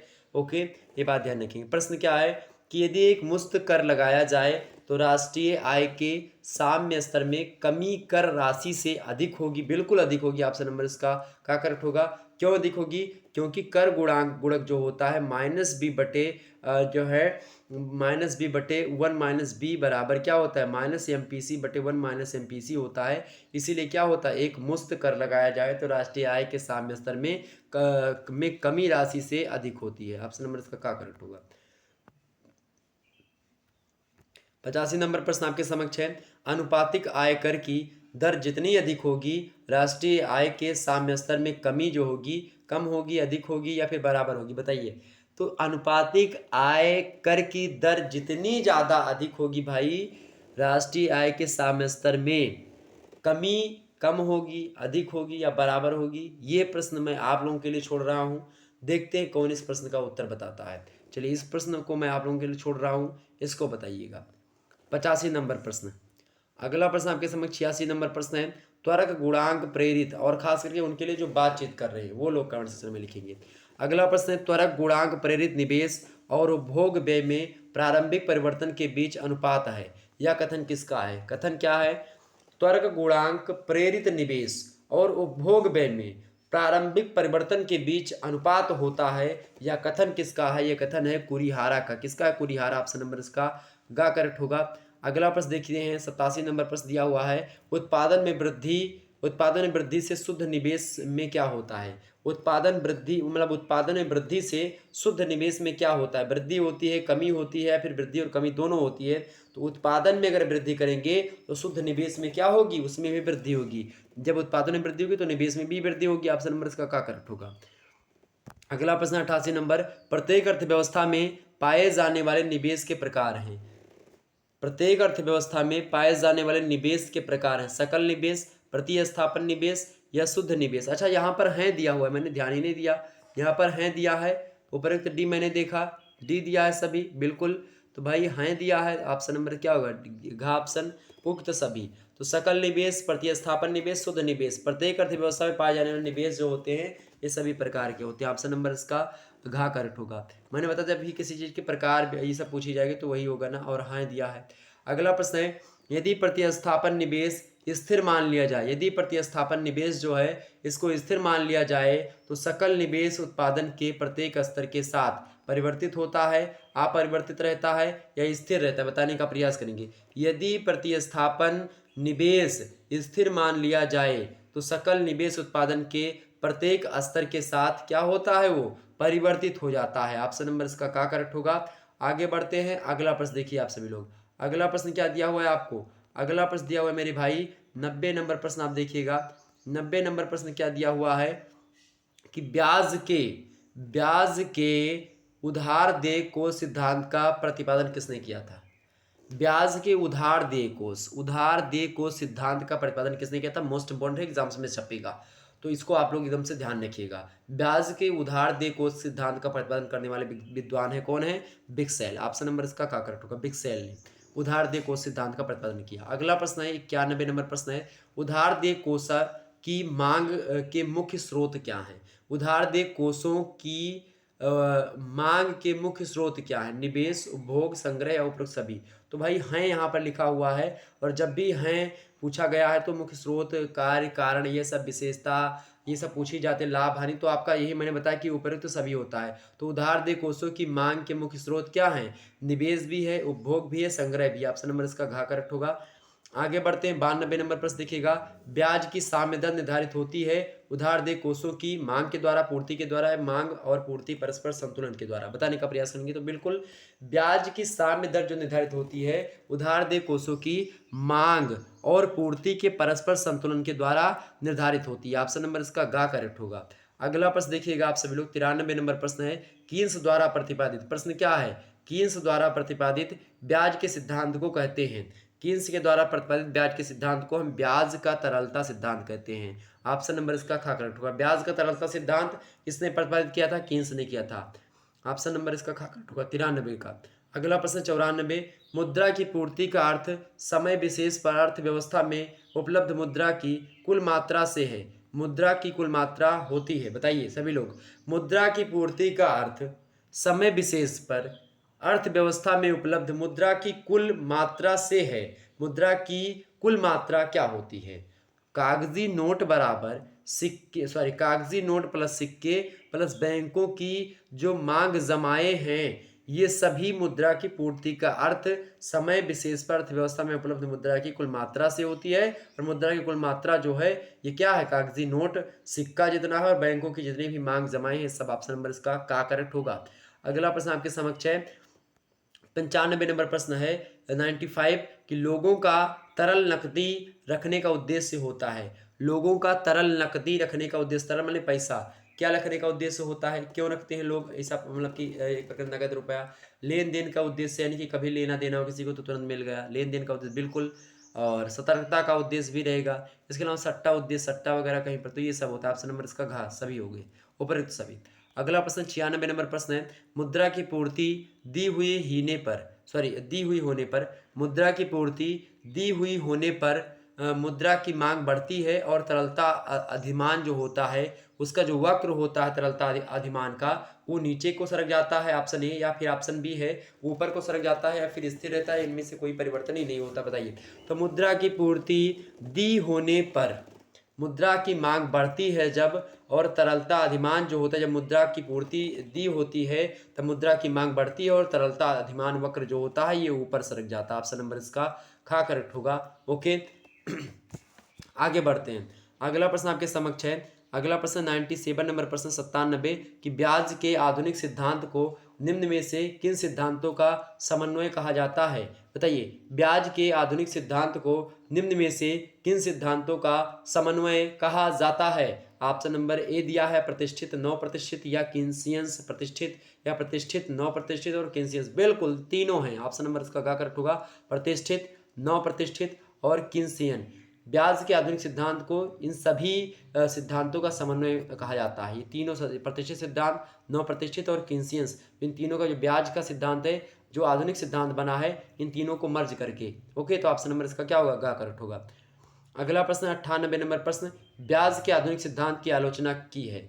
ब्याज के आधुनिक सिद्धांत की आलोचना है, क्या आधुनिक आलोचना है? संकुचित दृष्टिकोण पर आधारित, या बंद मॉडल, या फिर एक पक्षीय सिद्धांत, या संपत्ति संचय के रूप में? बताइए। तो ब्याज के आधुनिक सिद्धांत की आलोचना है कि ये बंद मॉडल है। ओके, ऑप्शन नंबर इसका खा करेक्ट होगा।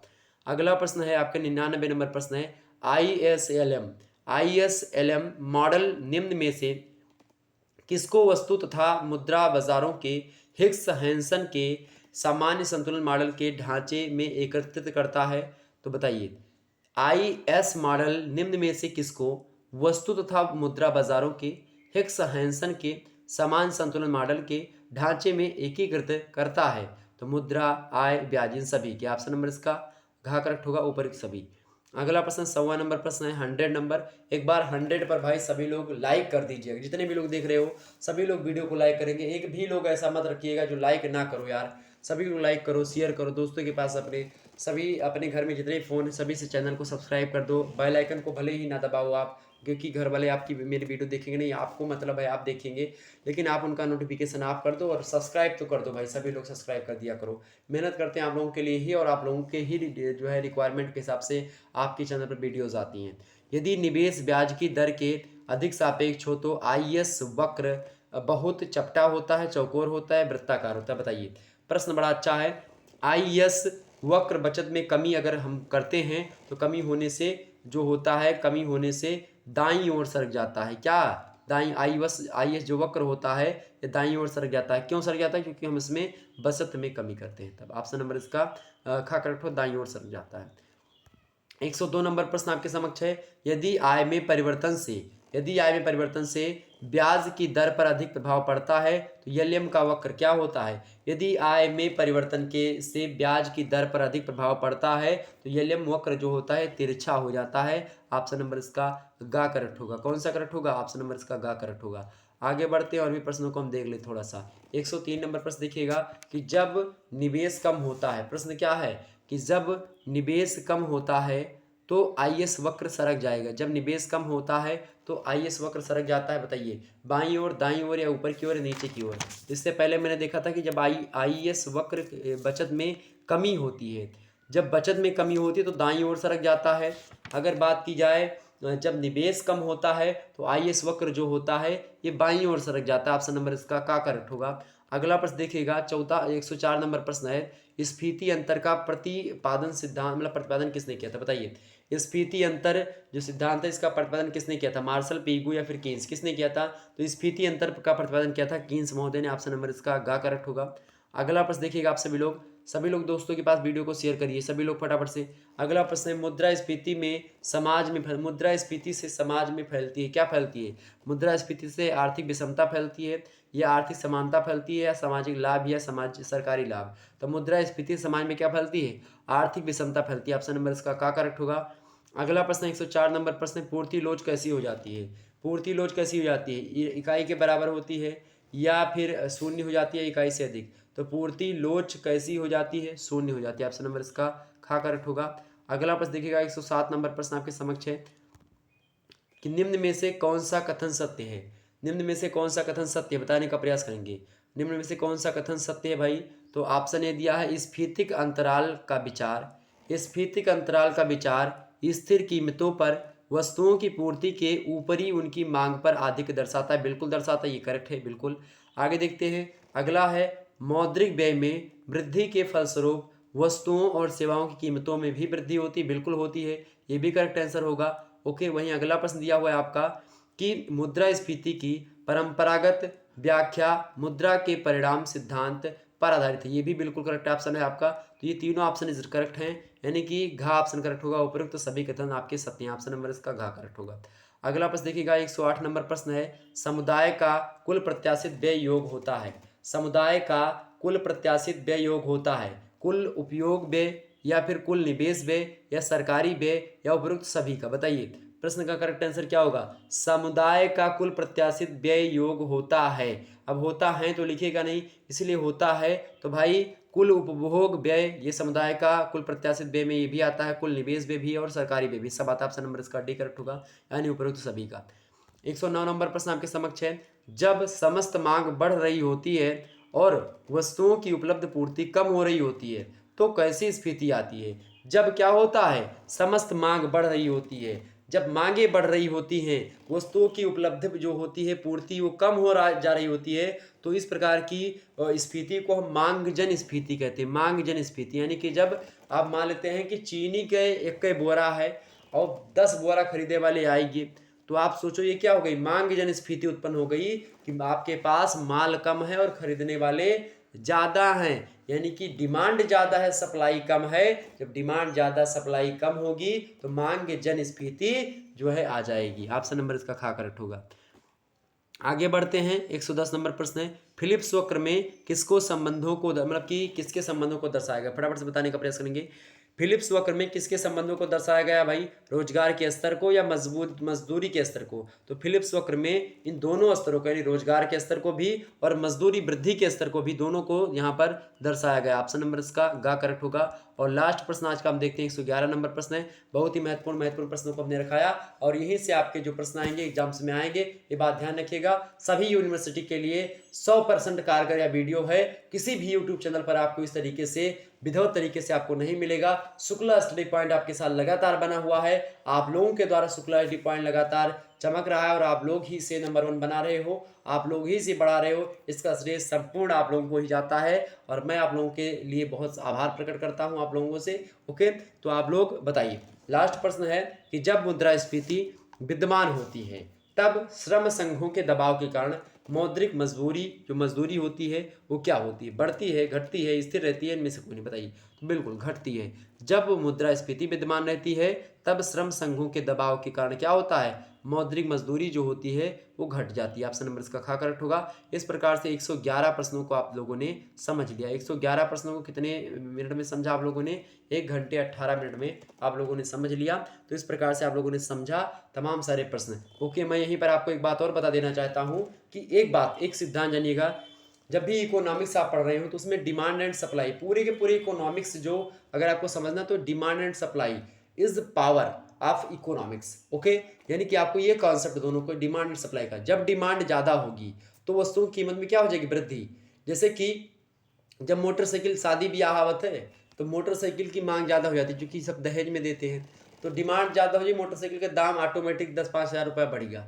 इसी प्रकार से और भी चीज़ें हैं, जैसे कि मान लेते हैं बरसात आ जाती है तो बेसन के दाम में बढ़ोतरी हो जाती है, क्योंकि डिमांड ज़्यादा हो जाती है। समझो इसी तरीके से डिमांड क्यों ज़्यादा, क्योंकि लोग जो है क्या खाना पसंद करते, पकौड़ी वकौड़ी बनाना पसंद करते, खाना पसंद करते, रिफाइंड तेल के दाम बढ़ जाते हैं धीरे धीरे। ओके, ये बात। जैसे डिमांड अगर आपके पास ज़्यादा है, डिमांड ज़्यादा है तो क्या हो जाएगी, डिमांड ज़्यादा है, सप्लाई कम है, रेट जो होगा ऑटोमेटिक बढ़ जाएगा। मान लेते हैं डिमांड कम है और सप्लाई ज़्यादा है, डिमांड कम है सप्लाई ज़्यादा है, या सप्लाई ज़्यादा हो जाएगी तो ऑटोमेटिक डिमांड आपकी कम हो जाएगी, या कभी कभी डिमांड बढ़ भी जाती है सप्लाई से, मतलब कि ज़्यादा सप्लाई हो गई तो क्या हो जाएगी, अगर ज़्यादा वस्तु है तो भाई मार्केट में पता लगेगा आपको। ऐसे बहुत ज़्यादा माल है मार्केट में, मान लेते हैं कि एक दुकानदार है वो 10 दर्जन केला ला बेचेगा और उसका 2 दर्जन केला बिका रहा है, तो क्या करेगा, 40 रुपये दर्जन यहाँ केला बेचत रहा, वहीं पे वो 20 रुपये दर्जन केला के 20 रुपये, ये 20 रुपये दर्जन केले 20 रुपये ऐसे चिल्ला करके वो निपटा देगा अपना आलू का भाव। इसी प्रकार से जो ये चीज़ें होती है, जब डिमांड हो या ना हो, डिमांड में अगर कमी भी होती है, और सप्लाई की अगर बात की जाए, सप्लाई अगर ज़्यादा है तो जाहिर सी बात है रेट में कमी आएगी। तो ये सब चीज़ें आप ध्यान रखिएगा, इंपॉर्टेंट है आपकी परीक्षा की दृष्टि से। तो जब डिमांड बढ़ेगा किसी चीज़ का, किसी भी वस्तु का डिमांड बढ़ेगा तो उसका रेट बढ़ जाएगा, और उसी चीज़ की अगर डिमांड घट जाएगी तो उसका रेट कम हो जाएगा। अगर आपका माल कोई खरीदने वाला नहीं होगा तो आप उसको सस्ते में बेचोगे, अगर खरीदने वाले ज़्यादा होंगे तो उस माल को आप दुगने दाम में या फिर उससे बढ़ोतरी करके दाम में बेचोगे। तो ये एक सप्लाई का नियम होता है, डिमांड सप्लाई का, जो कि मैंने आपको बता दिया। इसी प्रकार से आप लोगों ने ये देखा होगा, सॉल्व मॉडल पेपर संस्कृत का देख लीजिएगा, मोस्ट इंपॉर्टेंट है। इसके अलावा और भी तमाम सारे पॉलिटिकल साइंस का और इकोनॉमिक्स का, मेडिवल हिस्ट्री का, सभी का मैंने दे दिया है, सभी का आप लोगों ने देखा होगा। निश्चित तौर पर सारे डाउट्स आपके क्लियर हुए होंगे। ओके, ये इकोनॉमिक्स का आप लगातार बता रहे थे, मैंने इसको भी दे दिया। हिंदी का जल्दी आपके समझ आएगा, तो हिंदी को लेकर के आप परेशान मत होइएगा। ओके, चलिए इसी प्रकार से मिलेंगे नेक्स्ट वीडियो में, तब तक के लिए जय हिंद जय भारत, आप सभी को बहुत बहुत धन्यवाद जुड़ने के लिए।